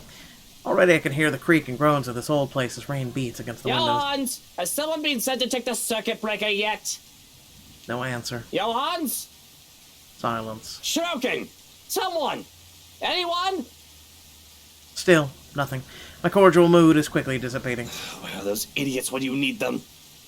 It's really a wonder why he hasn't fixed this yet. Was I really out that long? Can't be. It was only just a few hours ago after midnight, if the time on my wristwatch is anything to go by. Unless I've forgotten to change it again after that last overseas trip a month ago. Though the delay is understandable if he went looking for Hannah as he promised. But bloody hell, my safety's also at stake here. Cursing, I stay still, letting my eyes try and adjust to the darkness while my hands fumble for my slippers. If that butler isn't gonna fix this, I may as well order the security posted outside to do it. Probably just a blown fuse. Anyone with a brain can repair one. Grabbing my jacket with my footwear finally, I make for the door. Although in a haste, I pause briefly when a gleam catches my eye. One of my drawers underneath the clutter I yet to organize, the muzzle of a gun peeks out. Hannah has never openly commented about my possession of it, but I know she does not approve of it, knowing the bloody firearms policy in this nation. Of course, I've not found much use for it in these 7 years we've been together. Otherwise, she would have already had it thrown out years ago. Doesn't mean it won't be useful right now. Without a second thought, I seize it, sending the stuff piled above it onto the floor. Whatever. I'll get to it later. This blackout problem should be resolved first. Right next to my missing security detail, as it turns Where the out. fuck did everyone go? There were 2, weren't there? Shroken has 2 blokes posted to stand guard for the night. I might be panicking for a bit earlier, but I'm quite sure I haven't gone delusional yet. What, did both of them decide to take a break because they think the bastard's already sound asleep and they won't be looking for them? Damn nitwits! I know assassinations happen very rarely these days, and even less in a peaceful city like Luxburn, but bollocks. There's been a woman going in and out of this place uninvited who may or may not want to put a knife in my bag. Isn't that enough reason to stay on alert? I'm fairly certain Shroken won't just enlist their help just for the power outage, only to leave me unprotected. We have a difficult friendship, so to speak, but I doubt that man is an opportunist. I'm holding the lives of his family in my hands, after all. He knows that I'm capable of doing He's not stupid enough to do anything that'll endanger them and save only himself. So where then? Only my footsteps echo along the dark passage, and I am left gripping the handle of my pistol for some comfort. Without proper lighting, and with the storm still raging outside, the stories I've heard about this place seem to have some truth to it. Some. If I'm reaching, and wish to entertain myself for a bit, I'll say that there might be also ghosts whispering in my ears, calling. And of course it's just the wind and the trees rustling outside. Nothing good will come of allowing these thoughts to linger when problems are piling up in front of me one after another. Especially with what greets me once I get to the foyer. Though it's dark, the large windows illuminate the area much more easily than any of the other rooms. And from where I stand at the top of the stairs, I can easily make out their forms, recognize them even. It's all gone crazy when these intruders come into my house. I'm no stranger to a cop playing dirty. The smart ones knew that neither life nor criminals are going to play fair. And if one of this wog sort is on in this, I'm not surprised too. But Lily, the estate agent, she doesn't even see the sort. And Daisy too. What would Kylie think of her Miss Pink, and if the poor tyke finds out about this? Not to mention Mint. Hannah trusted her. I trust her to be professional at the very least, but for fuck's sake, to top it all off, hey, they'll have the nerve to look surprised when I announce my presence. Well, well, what have we here? If I were any less sober, I'd say this is the beginning of a joke. Bloody trespassers, what is wrong with these people? Did they really think I'd be fine with them walking into my home like this? Where are they even doing here? If I didn't know any better, they might be behind Hannah's disappearance. That's right, my love. They must have a motive. Make them pay. And it better be a good one. They've done to us. Or a bullet in the head is the least all of them will deserve. Let's see. A photographer, a high school teacher, a real estate agent, an interior designer walk into a mansion. Thunder crackles once again, cutting me off. This time, its sound hits close enough that it nearly feels as if the windows and the ground itself are rumbling. All is deathly still for a moment.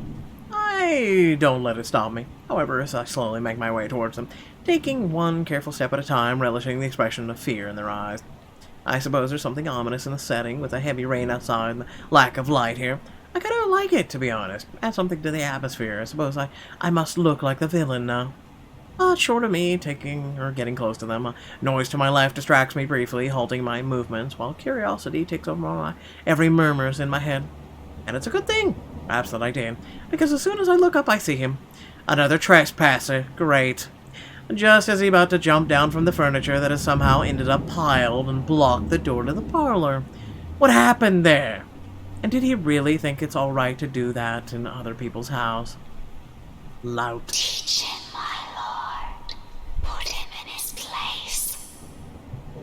My hand's already moving before any rationale can stop me.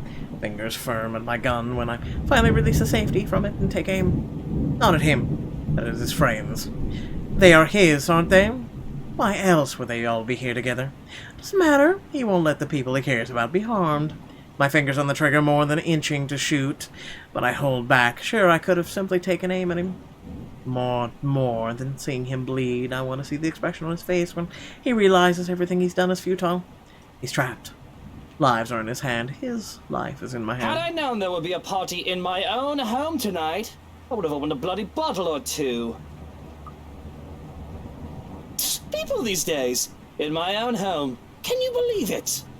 I feel so left out. I can tell these exact moments. The realization dawns on him.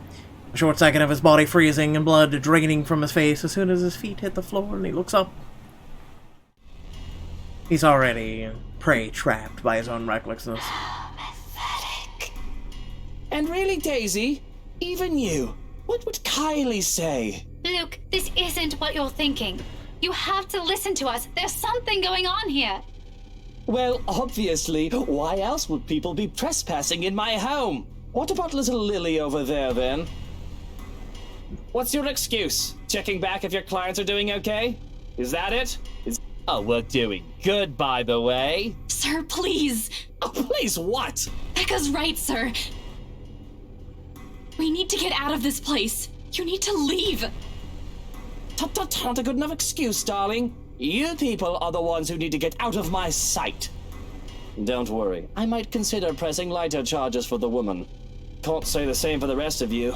But really now, I swear the people of this city need to be taught the meaning of privacy. This is how you want to start the week. Why don't we just go with a bloody massacre if we want to surprise people in their homes, huh? That's just a passing remark, of course. I'm not stupid enough to do something that'll bring negative attention to myself. Reputation and all that, I just can't risk it. The thoughts of having dead bodies here, ones that I'm not even responsible for, are the ones who trespassed. It's already quite too much. It'll really be overkill, especially for someone like me. Nevertheless, joke or not, Feathers wastes no time drawing his own gun at the slight wave of my own. Even if he knows it's already too late. Still, he glares at me. Still, he fights back. Now, Feathers. Manners. You're in no position to be pointing that gun at people. There's no desperation in him like I'm hoping. Just an annoyance flickering shortly before being hidden underneath a challenge. The likes of him are the kind of people I hate the most. Even with their failures already glaring down at them, mocking every worthless move they make, they have the impudence to stare people in the eye. Why don't you put yours down first, and then we'll talk about manners. Oh, he talks back. The gall! You know, your kind pisses me off so much. You know, now that I'm seeing Luke's perspective, okay. Annoying most of the time, like a damn pest you can't get rid of. But to some degree, it is commendable. I'll give him that. After all, we're almost the same in that regard. Almost. I'm still the better person, of course. He tells me to put the gun down, but I see no reason why I should. I'm a homeowner. In my defense of my home, I have the right to. I'd like to think. Questionable permit of firearms aside, it's not like I wanted this. But I'm already high-strung and their presence does not help. Bloody peasants. I can never seem to figure out how their minds fully work. Take this one for example. Despite the pride brimming him in how he matches my glare with his own, he simply lowers his pistol after a long second nod in surrender.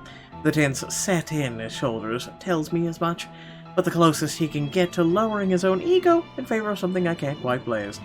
Interesting. Gotta admit, I'm almost disappointed. As you should be, my lord. I've expected him to hold on to one of us shoots the other. I can't say it'll be more exciting that way. A bullet inside of any part of my body isn't something I'd like to have on a bad day like today, or any day for that matter. But it'll surely be predictable of him. And I like predictable. They're the kind of people who are the easiest to deal with, no matter the situation. But with them, there's no second guessing what they'll do. He shoots, I shoot, one of us dies, the other one walks away, nothing complicated. Nothing require much brain power, just muscle memory and the who's a better shooter, end of story. Yet here he is, dragging a deep breath in and setting aside the only thing protecting him. I could easily shoot him this way. Be done with this whole farce of a conversation. Instead, I find myself listening. Ah, concession for a person who, in another life, I would have almost become the person I am today, had his circumstances allowed, and damn shame. We might have gotten along. Listen, right. I need you to. But alas. You broke into my house, and somehow, you expect me to listen like a good little boy. Are you a bit touched in the head, Feathers? I'm not the one breaking laws here. Look here, fucker. If I wanted you dead, I could have done it so many times already. In fact, I can easily shoot you down right here, right now, and you won't be able to do a damn thing, even with that gun. A meeting of two prideful blokes will never go well, whichever lifetime it is. I can only laugh at his audacity, the lack of shame and fear, even facing the business end of my You know pistol. what I'm thinking right now? In another lifetime, we would have probably gotten along well. The best truth I can offer him. Not many people of those who slighted me in particular live this long to see it. And he should be grateful. You're already gracious enough, allowing him to stand in your presence like this. Almost sounds like it's a hint of Hannah whispering. Yes, especially when he has a lot to answer for. Preferably right now, because I'm just generous as I've been so far. My patience has its limits. My amusement can only last for so long. In 2 steps, I stand in front of him, grabbing him by the collar and resting the cold muzzle of the eagle against his temple. Ashton! Luke, no! Hey, now you two, I'm sure we can all talk about this first. He'll end up a pretty smear on the wall this close. Teach this loud a lesson. What is it that you people really want with me? This is the 2nd time this week, and I'm really getting weary of this little game. Did the NCA send you to apprehend me? Or has somebody paid you off to kill me? Which one is it, Feathers? Mind you, my arm's getting tired. Better answer quick if you don't want to beat the business end of this gun. And he knows it. Of course he does. Hitman or not, he's been trained judging purely from his stance.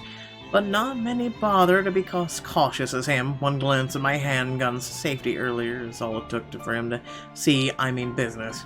Similar. Not too similar. We're too alike in so many ways, and it's funny. Down to the fact that he doesn't even flinch, no matter how heavy the threat in my words are. Even knowing how one flick of my finger on the trigger will be enough to end his sorry life, he should have caved in by now. Started begging like so many others before him. Instead, he throws more vitriol, adding more kindling to the fire already burning. I'm not with NCA. I'm just here to help. There's something else in this house, and we're all in danger. You have to believe me, right? You need to let us go. You need to get out of here before it's too late. If you want to keep your sorry ass alive, you'll listen to people with more brain cells than you. Igniting it further than I can't help but return it to him with an equal fervor. We don't need him, my love. Why, you insolent! We both decide to move in that moment, both of our bodies tensing, each of us racing to get ahead of the other. However, before we can even get a head start, a voice unexpectedly rings above the chaos about to ensue. Luke, help me. Please. I've always been careful and cautious, and cutting off trouble's head before things can escalate if I'm able. Why I deal with the likes of Harvey, Suarez, and Johannes. For all who we are, for all the enemies the likes of us could make, such a thing has never happened before, because I do everything to make sure it doesn't happen. So to see Hannah in danger, I don't quite know how to feel or what to do. Of all the times there to be a hostage situation, if this is even one, why now? Good fucking God, what is going on here? Help me. Please. Please make it stop. I think death would be preferable in my sense of self-preservation, and was shot to hell, high hell. It would deprive me of the choice and responsibility in this matter. I don't want to think about how fast my heart beats, so that hardly hear anything other than my own heartbeat and her bleeding. Please, they're in my head, screaming. It hurts so much. What do I do? What can one do against someone holding your life in their hands? With a woman that looks more monster than man. When the woman's expression turns into one of amusement and her laugh fills the air, I can want to call her out on it. There's a raging simmering just beneath my skin, but my own scream dies down in my throat. I'm able to muster as a pathetic croak. She laughs as if it's all some sick joke. My breathing becomes a bit too shallow for my liking, and I feel like I'm on a precipice where one wrong move can lead to someone dying. This is crazy. All of it. Luke, help me, please. I can't. Something in me snaps. There's a switch in my head that wants to go on the other way or another. I have to demand her release. What am I doing? Why am I even hesitating? I won't go so far to claim that I'm any sort of decent human being, but this is Hannah, my wife. I'm talking about her. What sort of husband, sort of father would I be if I just stood by idly while she was in danger? That doesn't change the fact that this is all fucking insane, of course. Having all these intruders is crazy. To think about going about this is crazy. I can hardly classify it as a person in my eyes. As a maggot that needs to be crushed under my shoe, just like the rest of this sorry lot. But a person, hardly. But I care none of any of it. It don't matter. All that matters is Hannah and my children are in danger. But cold pours over me, freezes me in place once more when I try to make demands. I have to take deep breaths, grit my teeth, steel my fist to even find the courage to speak up. Let go of her! Don't hurt her! Whatever it is you want! Just don't you dare hurt her! And if my voice isn't as firm as I'd like, it doesn't matter. I will beg. I will plead if I have to. On my knees, bend my fucking proud neck, and maybe even break it, just to make sure she's safe. It's not her life alone that's in danger, it's our children's lives on the line, even mine perhaps, because I don't know what I would do if anything happened to Hannah. I will plead for the woman who will be the mother of my children. The cold stillness is gone from my body, and the very skin feels like it's on fire. I will have to shout, scream at her when Anna continues to cry out in pain. What do you want? Money? Is that it? I'll give you however much you want. Luke, please make it stop. I want it to stop. Just stop whatever it is you're doing to her. Can't you see she's hurting? I can't stand for this. Let go of her! Now! I say it with such ridiculous conviction that of course she won't listen. Why would she? She has the upper hand here. There's no reason for her to do as I ask, but her voice is just a whisper and deathly slow, and I'm hard-pressed to hear it over the pounding of my heart in my ears. She speaks, a woman from the gardens, the servant girl from the ballroom, the hallucination, the vision, memories, whatever they are. A hush settles over the room as we listen. Do you really wish to be with her? There are no second It's thoughts. been anything. So please, let her go. Though her expression doesn't change, I have the most awful feeling that it wasn't the answer she was looking for. I can see the woman's fingers tighten around Hannah's throat, hear the hitch in her breath, and I can fear that I've made the worst decision in speaking out. I didn't think she will listen, yet she does. A hand on Hannah's back sends her falling down the stairs. I move to catch her, sends us both sprawling at the foot of the stairs. With my back to the ground and her on top of me, the pain doesn't even register in my head. All I can do is worry about Hannah and the baby's well-being as I pull both of us off the ground and away from the stairs, away from her. Are you alright, Hannah? Are you hurt? It takes too much long for my liking before she speaks. All she's able to do for the moment is whimper in pain, a hand to her throat. When she does manage to speak, her voice is far too faint, along with the hold she has on her arm. It's terrifying to see her like this, and to think I nearly lost her. Yeah, fine, Luke. I'm sorry. Just give me a moment. For a moment, we forgot. But You deserve each other. hearing her voice triggers something in Hannah. She starts to tear up, her face contorts into one of pain and fear. But I grab her by the shoulders to keep her in place so that she can see me and only me, and so that I can only see her too. Look at me, Hannah. Look, I'm here. You're safe. I won't let her hurt you again. Do you understand? Just breathe. I don't know exactly what in bloody hell is going on, yet I can find it in me to care whoever these people are and whatever they're here for. These are not acceptable conditions for a pregnant woman. For all I know, this is all some dumb charade to get me. All the times I've seen the woman before, it could have been all an act to get me, to get under my skin. And to think they dare hurt Hannah. For all that fear is that I felt seeing her touch Hannah, I only think of her as an actress in grotesque makeup. My hand still shakes, the fear not having quite gone, but anger fills me as I look at the woman. I sneer on her my face. How dare you!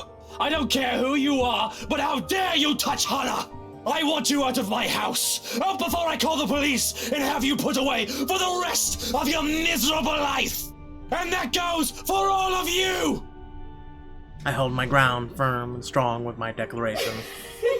But the nerve of her, she just laughs in my face. A terrible, dreadful laugh that makes me feel as if there are ants crawling on my skin and maggots squirming in my ears. You are telling me to get out of your house. You threatened to lock me up.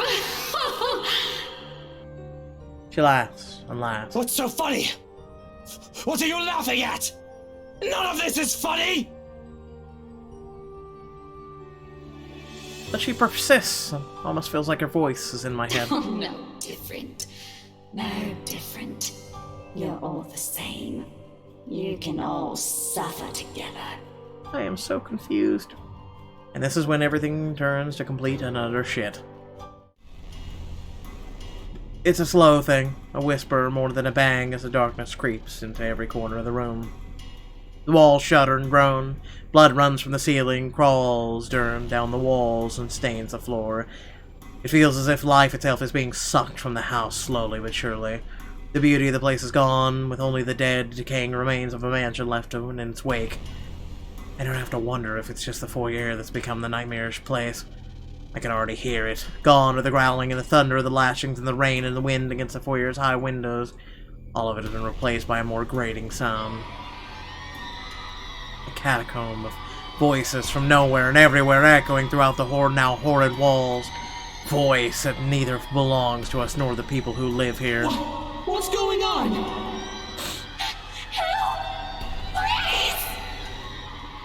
All through the house, shouts of alarm, surprise ring out, a mirror to the horror of creeping up in each of us. Who wouldn't be shocked? This is insane. Even Daisy, feisty woman that she is, trembles at the sight of it, clinging desperately to Lily while Steel and Feathers stand protectively in front of the two. Brave of them, I have to admit, put themselves in front of the line like that. Though it doesn't necessarily mean they feel the same fear as the rest of us. Something I don't blame them for. There seems to be no end in sight to the insanity. If anything, it only feels like it's the beginning of the end. Help me! Oh my god! Please, somebody! Anybody! Who are you? Stay away! No. Stay away! Stay away! The screams fill the mansion. She laughs all the while, a harsh, agonizing sound that goes on for what feels like forever. Until there is nothing but silence. Her horrid smile and pale hands reaching out to me. Calling, beckoning, pleading. I'm terrified, I really am, like I should be, but I have never been one to truly stay afraid. I've only longed that fear will not get me anywhere. Cowering in a corner doesn't help, doesn't keep me safe, and I will not keep me alive, not like rage does. I've learned to use this burning hate inside of me to survive. There is no difference now. Stay away from me! Why do you wish to leave? This is where you belong, my lord. Remember the blood we share? This is your home. Don't you remember? You promised to return, to stay together with me, with us, with people no different from you. What is she talking about, Luke? What does she mean? Don't listen to her, she lies. I promised no such thing to anyone. Hannah, you're the one who bought this house. How should I know what she's babbling about? I never even wanted to be here in the first place. A terrible case of mistaken identity. That must be it, I'm quite sure of it. I don't know this woman, this monster. Why would I say that to someone like her? In my entire lifetime, I've only made and kept sincere promises to mere two people. Hannah Evans and Eleanor Chandler. No one else. The rest of those who claim I promised anything to them can go themselves. Bloody hell. May enjoy the company of women, but I am not an idiot to start spouting such nonsense to anyone. A line must be drawn, especially if I am to keep myself alive. And yet she still goes on and insists, making me appear a liar in front of these people. Of course you still deny it. Have you truly forgotten? You haven't changed, I see. Still a deceiver. She's lying! You see, my love, nothing has changed. Still no difference, you and I. Just like the rest of us. Just like every single soul in this putrid wreck. We've waited for so long. You can hear them, yes. Their pleas, their calls, their invitation. Come, my lord. The house seeks its master. She, the monster, reaches out again. Her hands, a gory, abhorrent sight, along with that smile spread across her face. My body's already moving on instinct, stumbling back one step at a time in a desperate bid to be away from her. Anything to put distance between me and this vile creature. No matter what she says, I'm nothing like her. I need to get out of this house, out of this country, preferably. Take Hannah with me. I can start a new life out in this dreadful city. Start a family. There's nothing for us here. Her parents are long gone, nothing to keep us tied to this place. Shrokin is likely been taken by this woman, and he's not what binds me to this wretched city. I only need Hannah.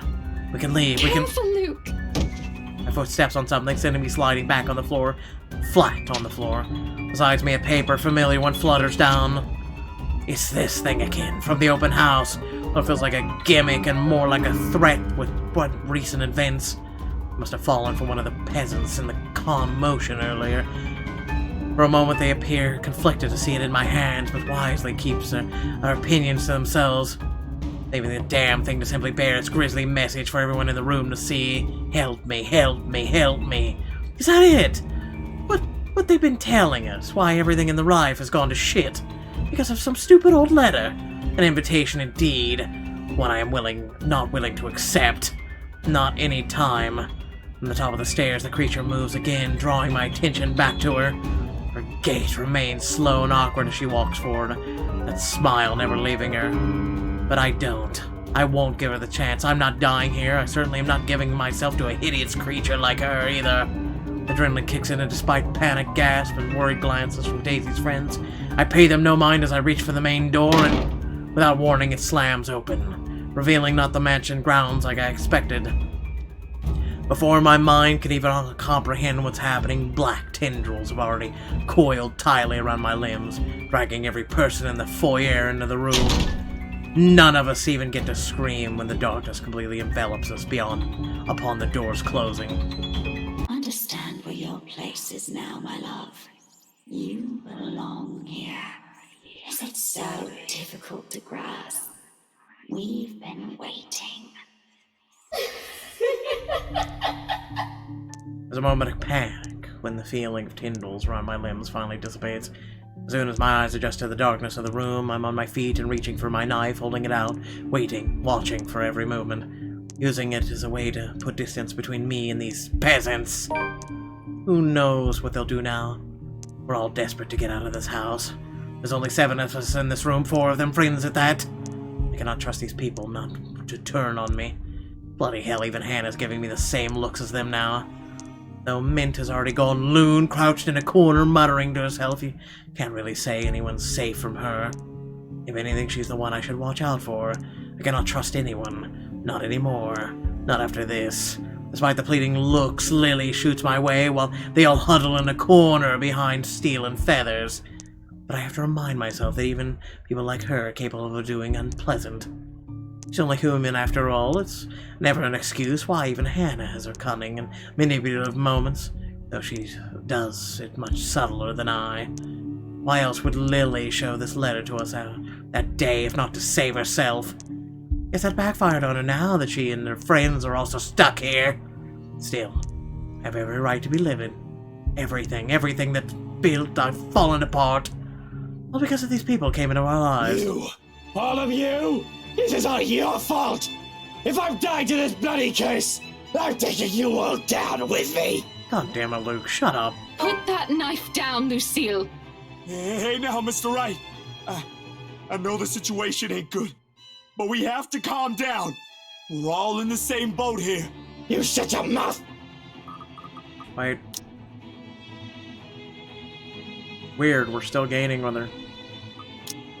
If it weren't for you, for this letter, for all of you, none of this would have happened! And blaming everyone in this room isn't going to get us out of this place.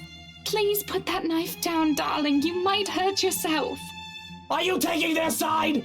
You're also stuck in this nightmare, Buttercup! What about the children? Aren't you the least bit worried about them? That creature is out to get us, and you're still defending these people! I'm not defending anyone, Luke. I'm just trying to be reasonable when you're clearly not. Oh, of course you're not. You're just the one who bought this bloody mansion to begin with. If I didn't know any better, you did this on purpose! Why, no. Why would I ever do that? This was only meant to be an anniversary gift. For you. For us. For the family we're going to have. Right, anniversary gift. Oh, here's your gift, darling. Oh, by the way, there's a curse included in that package. I hope that's all right. Dude's making me crack. Are you really that eager to get rid of me, Hannah? Because if that's what you've been meaning to do all this time, you might as well just put a knife in my back while I'm... Suddenly Hannah steps up, slaps the knife away from my hand. That knife slides uselessly under the table out of my reach before my mind registers what's happened. A sharp blow explodes in the side of my head, sending me reeling backwards.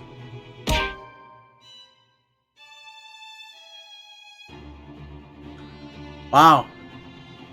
I mean, I'm not gonna blame her. You know, when a guy loses his senses,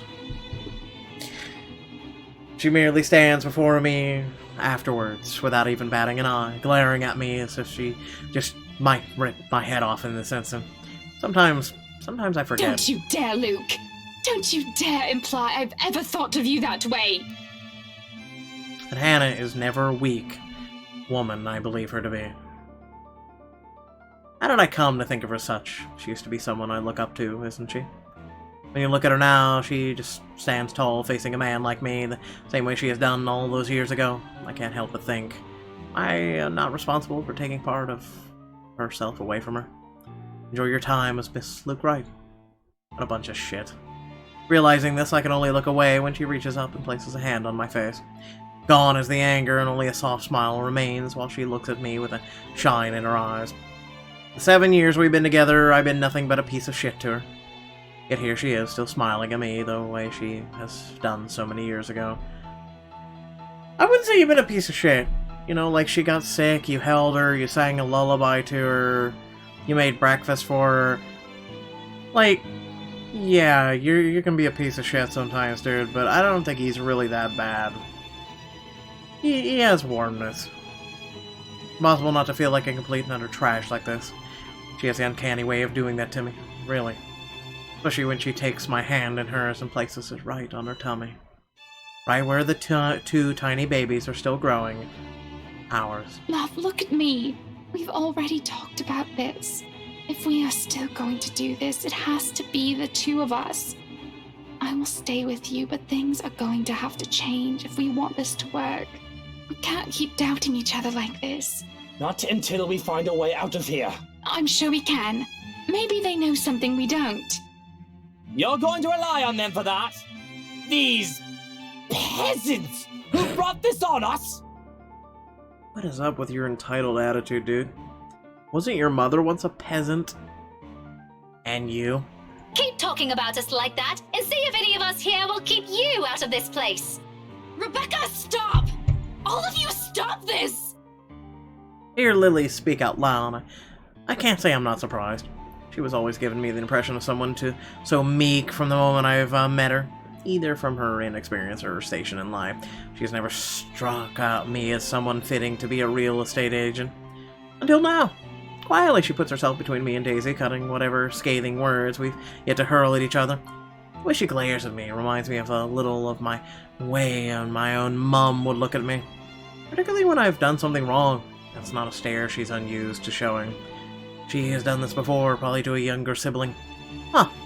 If only she sees us now as a pair of squabbling kids and not two mature adults, well, that's to be expected. No doubt that's how she sees us. For a long moment there's only silence in the room. Steele, the big oaf, doesn't even dare break it. He does his feathers.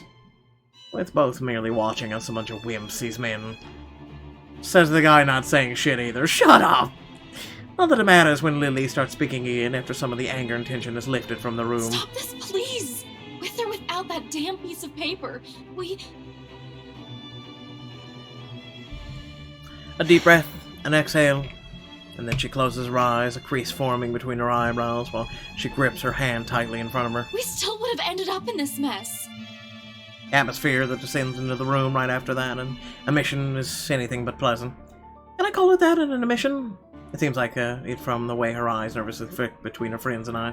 She appears to know more than she gets let on, and how she makes herself appear smaller after dropping that bomb on us doesn't sit quite well with me. And the patience is something I don't have the luxury of having right now and bestowing upon other people. What else does this girl know? What else is she not telling us? Because from the looks of this, even her friends has no idea what she's talking about.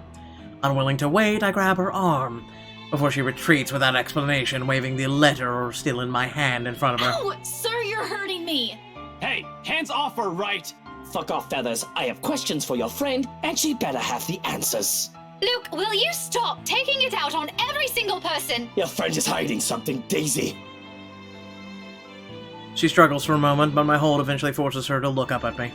Fear, uncertainty spreads across her features, especially when her eyes land on the damn paper. As much as I want to be considerate right now, I want answers. What do you mean, Lily? I'm not sure about it. Don't give me that, you know something! Ow! Please, sir. I know the paper's useless, okay? At the mention of the letter, all of a sudden Mint stands. I've almost forgotten she's here. Her ramblings have faded away into shouting. Without warning, she snatches the paper out of my hand. It's a miracle it didn't rip right there and there. And by the way she glares at it, I think she may want to do exactly that. We should have gotten rid of this thing! We should have burned it at the first opportunity we got! No, even if we rip it to shreds, it won't do anything. I think... You don't know what I've seen, Santos. There were children! Victims! All because they had no idea what this thing will do to them! Oh God, those poor souls! They were screaming and begging before she... Then what about those people they mentioned in the news lately? All those who died? My coworkers? The open house clients? None of them had seen it. Even Rose. And yet they're all dead. I should know. That letter has been with me since I picked it up. And I swear I didn't make copies of this thing. Even if I wanted to save myself, I wouldn't do that to my friends.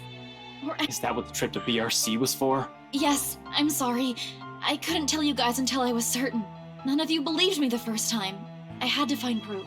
And yet we're all here! Are you taking me for a fool, Lily? I have to go with whiskey on this. Who knows how many has already seen this before you found it? This cursed thing has to go! We would have ended up here either way. Maybe? I really don't know. Sir, please.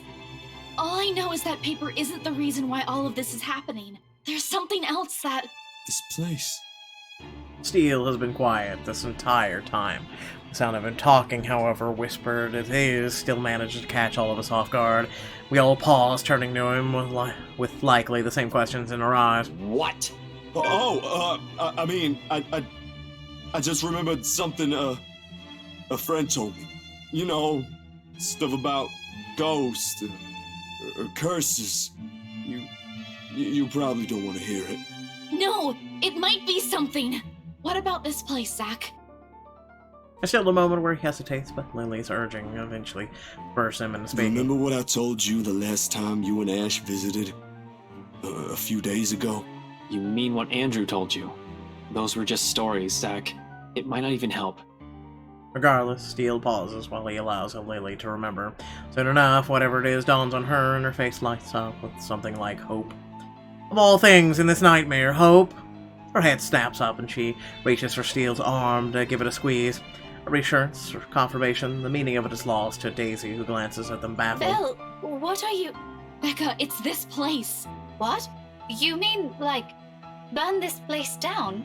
I still think we should get rid of this letter before we start thinking of destroying a place with some historical value! What? No! We are not burning a multi-million-pound mansion, you peasants! I just spent a fortune on this! Seriously, Luke? Are you really more worried about that? Buttercup, Marching, millions! It's gonna take years getting all that money back! Well, you certainly won't be getting any of that money if you're dead. Really, Luke? Is that more important than your life? Bloody fucking hell! Not only do I have trespassers on my property, but they're also arsonists! It's not only that. Think about it. Then they proceed to tell some ridiculous narrative about the supernatural. Stories about ghosts, legends, curses born out of the great anger and pain, and whatever else people use to scare children. Not that I believe any of it. It's just knowing will help. A bunch of loons, these people. They should off their rockers. I think I'll be stuck in the nightmare with these people like them. What did I ever do to this world? Of course, it's all absurd until... I think it's just like what the professor guy said. Just like that old story. This mansion and some other thing might be keeping her here. You know, something he wanted in life, but never got to have. Something like that. Or maybe it's not something, Zachary. Someone. The who doesn't have to be uttered out loud. There's one person in this room who, that woman calls after. Every single one of them has heard it. Bloody hell, it's a reluctant shift in Daisy's eyes that flicker over to me. Though, only briefly. She's also holding information on her own. Or perhaps a realization she just had. Doesn't matter. I know when people are slowly starting to turn on me. How do they think I lasted in this cutthroat world? Betray them before they do the same to you. Put a knife in their back before they can act. Kill or be killed. Survival in a nutshell. What now? Are they gonna throw me at the creature? See what happens to save themselves? I'm no fool. No. You're all in on this, aren't you? Are you people implying that my husband, that we should just... Of course! Of fucking course! Luke, that isn't what I... Are you all going to stoop that low? It's nothing like that, Ash. All we're saying is that maybe he might be able to do something about this. Drop it, you guys. We're not leaving anyone here. Just like that, their bickering begins anew. Bloody peasants. My head's already aching just listening to them, to think this is a solution they can come up with. I should have just stabbed all of them and made a run for it. Doesn't help with each second we spend talking here, the crazier this place gets. The voices become louder and somehow sounding more vicious. If the thing in this room starts floating, mark my words, I will fucking flip out. And they may not be thinking of it right now, but eventually they'll turn on me. Such is the nature of humans. Better find a way out of this place as soon as possible if I want to stay alive. I still have so much to do. None of our choices seem sound, but who knows? We don't understand shit about this place. Might as well try everything, yeah? Whatever works. If I also have to be on the one to make the fucking bloody decision, so be it. Less room for error is the only one sane thing to do thinking. On the off chance I'm wrong, well, they suggested it. I decide...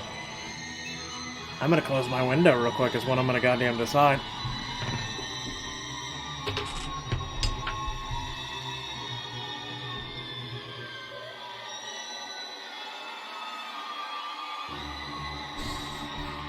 Okay.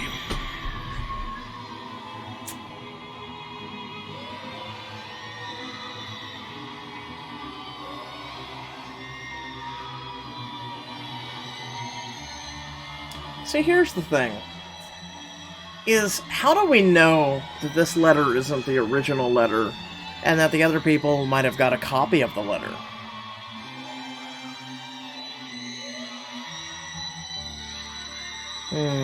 This one's a tough one. Burn the mansion. And what happens if that doesn't work? Like, seriously, what happens if that doesn't work? I'm gonna burn the letter. It's an easy decision to make, especially with these cries growing louder. I'm getting tired of it, really. I simply have to act fast, think fast, and what else is the root cause of the problems but the letter? No need to make things more complicated. It started from here, why won't it end there? If what Mint has said is true, then they're all the more reason to destroy him. Put an end to this madness before anyone can think of passing it to anyone else. Before the situation can stretch on far too long for my taste, I snatch the blasted paper away. For a second, she appears offended, but I take out my mom's lighter. The sight of it shuts them all up. But I have no need for their opinion. In the next moment, I'm already setting the letter on fire. And it doesn't take long for the thing to catch fire. It's old, for heaven's sake. Though I make sure none of the ashes end up on anything flammable. It'll be an inferno inside the study, well within the books and documents here. Not a big flame, anything to worry about in this case. In fact, in a matter of minutes, the damn thing has turned into ash on the floor. And nothing left to burn through. The fire dies, fades into the air in a whiff of smoke, and leaving only the awful scent of the burnt paper in the room. But as the last of the paper turns into cinders... Sharp, agonizing wail echoes from somewhere in the mansion. Before quickly dying out, taking with her the horror she has brought upon the mansion. Slowly before our eyes, the mansion changes back again. Blood fading from the walls, ceilings, and the floor, returning to the place, to its old beauty. Gone into the darkness, quickly replaced by the artificial lights in the room. Even the smell of blood and gore has completely disappeared from the room. Perhaps the only thing undesirable left are the dumbfounded looks they're giving me. See? Wasn't that easy? I'm wondering if it's gonna be that easy, I don't know. For fuck's sake, you people need to get your heads checked. How did you all make it this far in life with that kind of thinking? Well, you can all thank me later for this. You may now show yourselves out of my property before I call the police on you simpletons. Walk out of the study without a single glance back at them. More than eager to finally get fresh air, they can find their way out of this place, I'm sure. Better not catch them here again, though I will not be happy. Outside, was only silence. Deafening. Still.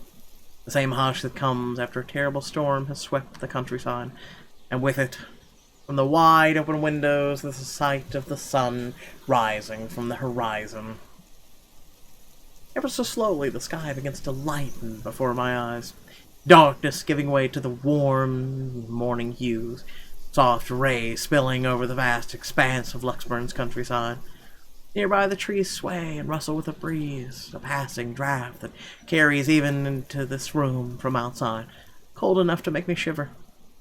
The remains of the storm has passed, and in the distance I can hear the soft chirping of birds while the rest of the world stirs, wakes. Dawn at last. We are free.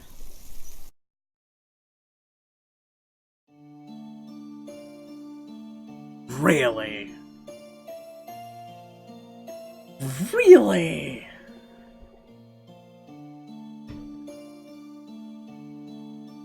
Okay. For undisclosed reasons to the public, the mansion is put back on the market months later, while Briar Realty Corporation faces criminal charges filed by one Luke Wright. After the news of the lawsuit broke out, the realty company's declaration of bankruptcy, rumors quickly spread across Luxburn City. But for those who believe in the stories of the old, and those who know the truth, it is a testament to the curse and the secrets that the Ermengarde Mansion has hidden for centuries. If there will come a time, those will finally be revealed. Only the hallowed halls of the mansion know. To this day, it stands silent. However, on nights when the wind howls and the thunder booms across the sky, some still claim a hearing of voices within. Of cries and wails that fill the nights, and desperate calls of help for anyone who dares listen. As for those who once treaded its halls. Despite their problems, Luke and Hannah Wright managed to salvage their 7-year marriage. Not without its fair share of challenges, of course, especially for Luke. But for the sake of the children, he tries. Although the man, he still fears fatherhood, afraid of becoming like his father was to him. However, with a little help from Hannah, he eventually comes around, especially when the twins are born. He's still far from being a good father. He thinks he will never be.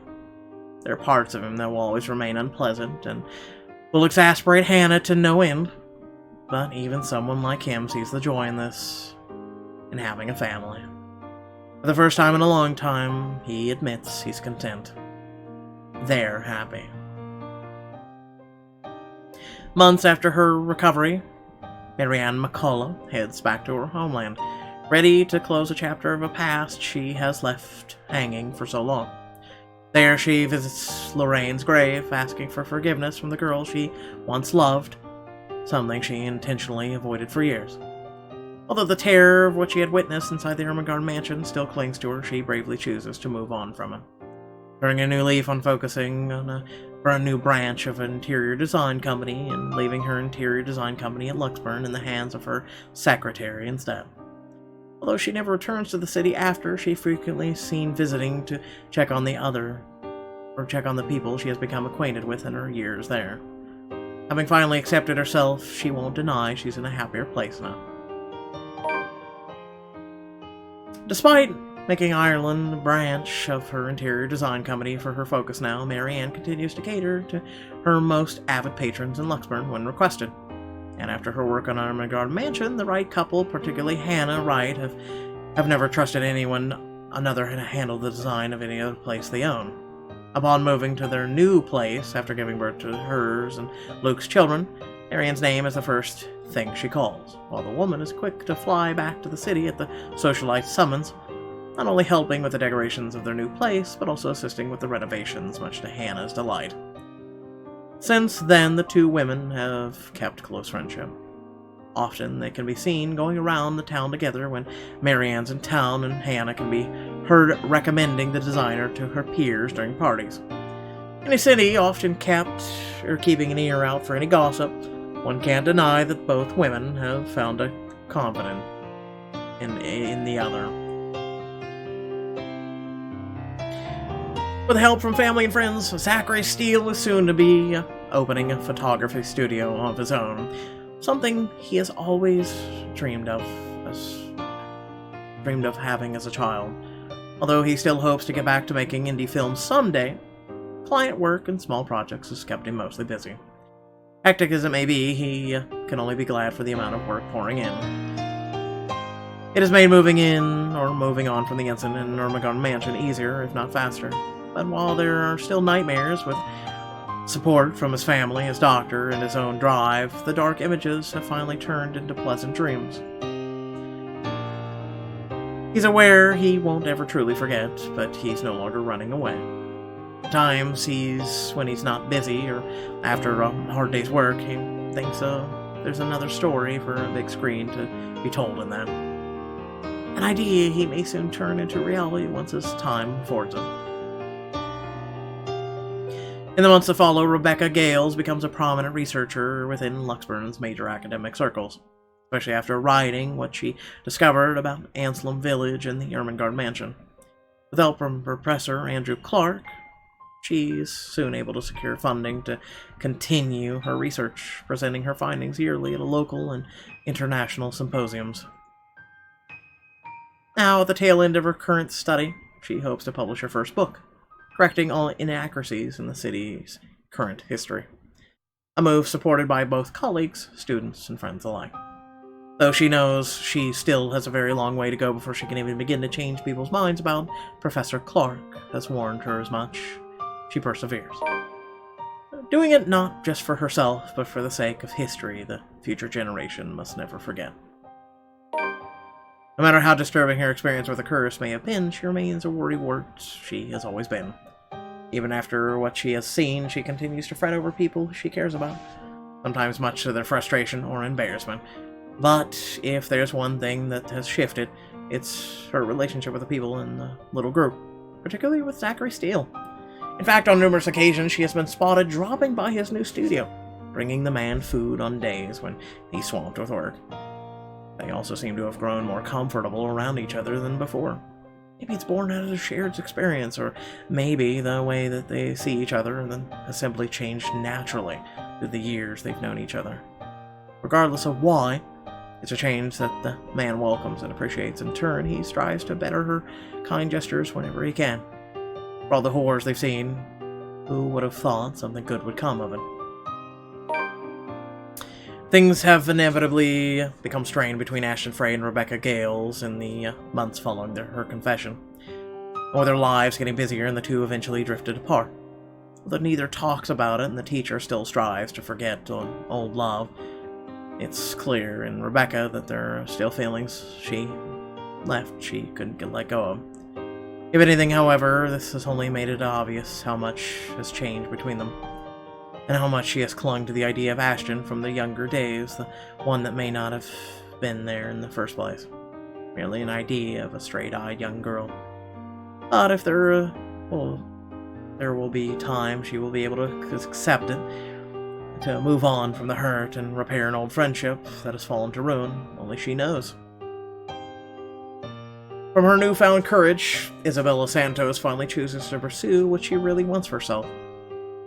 Having made enough to keep her family afloat for a few years, and with her blessing, she quits her job at the Briar Realty Corporation and takes a scholarship offer from the local university. Though remarkably out of practice and unsure if she'll be able to keep up by the time she returns to university, she finds her feet soon enough to help from people close to her. And with her confidence in her skills growing, so do the number of people recognizing her and her work. It doesn't take long for several award-giving bodies to take notice of her. And for all of her accomplishments, however, she has never truly forgotten what happened at the Ermengarde Mansion. Images still remain in her, and particularly unpleasant nights, terrors continue to visit her dreams.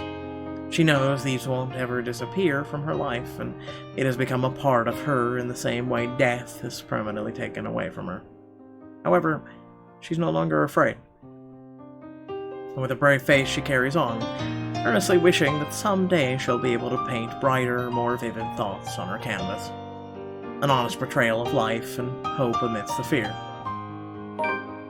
Shortly after accepting the scholarship grant from Luxburn University, Isabella moves from Salem Well residences in favor of staying in a dorm close to her campus. Although she makes the decision out of convenience, she won't deny also doing it a desire to avoid another awkward encounter with Rebecca Gales. Following the aftermath of the curse, the relationship between the two girls have turned lukewarm at best. While no harsh words have been exchanged yet, their wordless silence since the incident has only pushed them further apart. Isabella leaves her home of 5 years with a heavy heart. And even though she jokingly complained about Rebecca's bossy attitude in her past, she confesses missing the woman's fussing. Despite their tense parting, she still carries hope that they will one day fix whatever has come between them. But if there is a chance for it, is a question they both ask until now.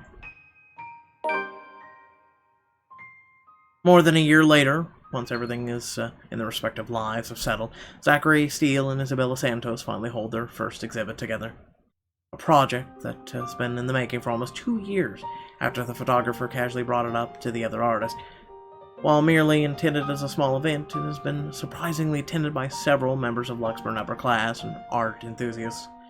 Although only a few of the pieces have been meant for sale, the show was brought prominence to Zachary and Isabella's names in the city's art scene.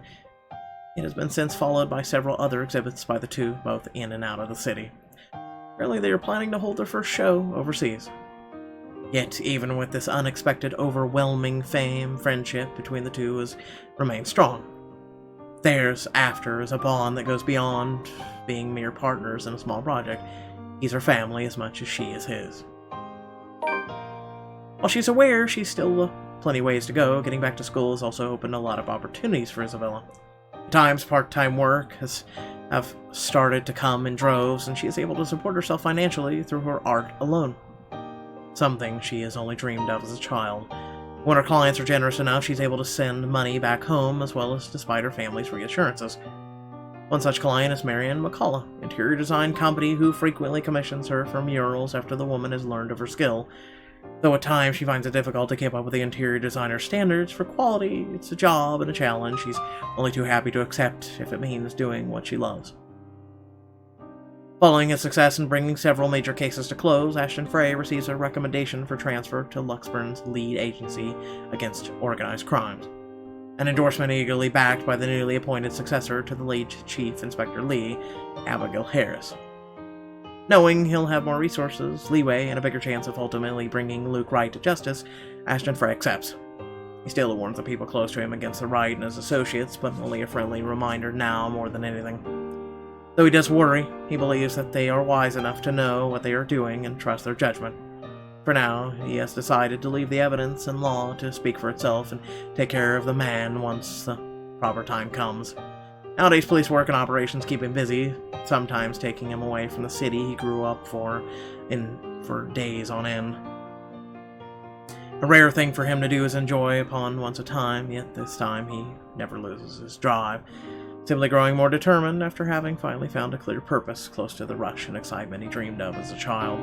Although Ashton still keeps mum about specific details of his work, his experience with the curse has slowly taught him how to open up, especially to those he genuinely cares about.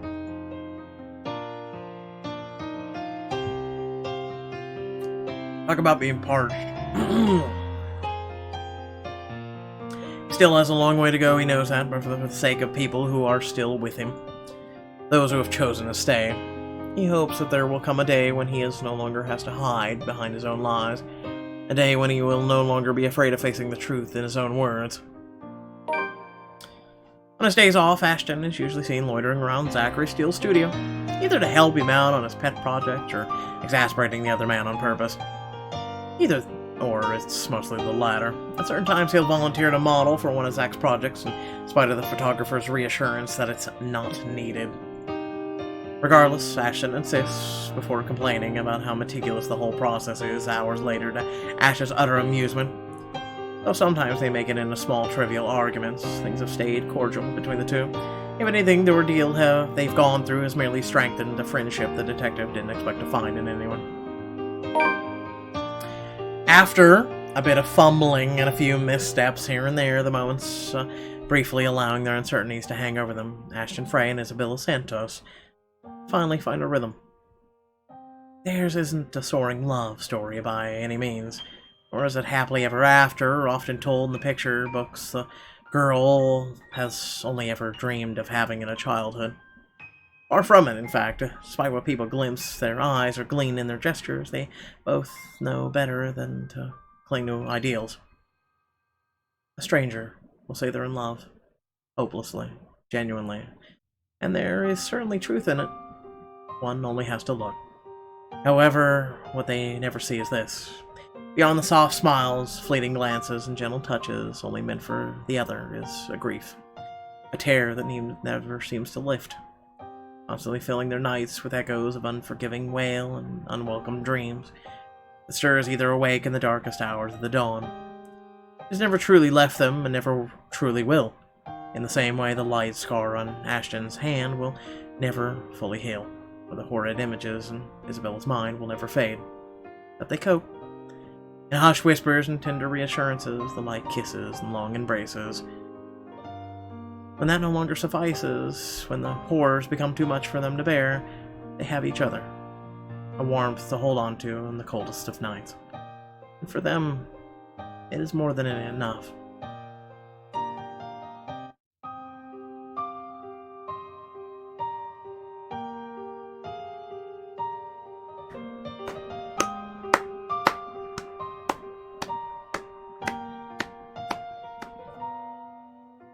I knew the game was over.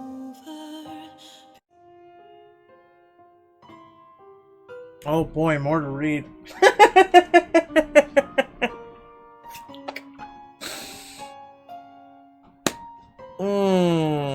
Dear you! If you're reading this, it means you finished playing the game in one way or another, and we thank you for the time you spent playing the letter.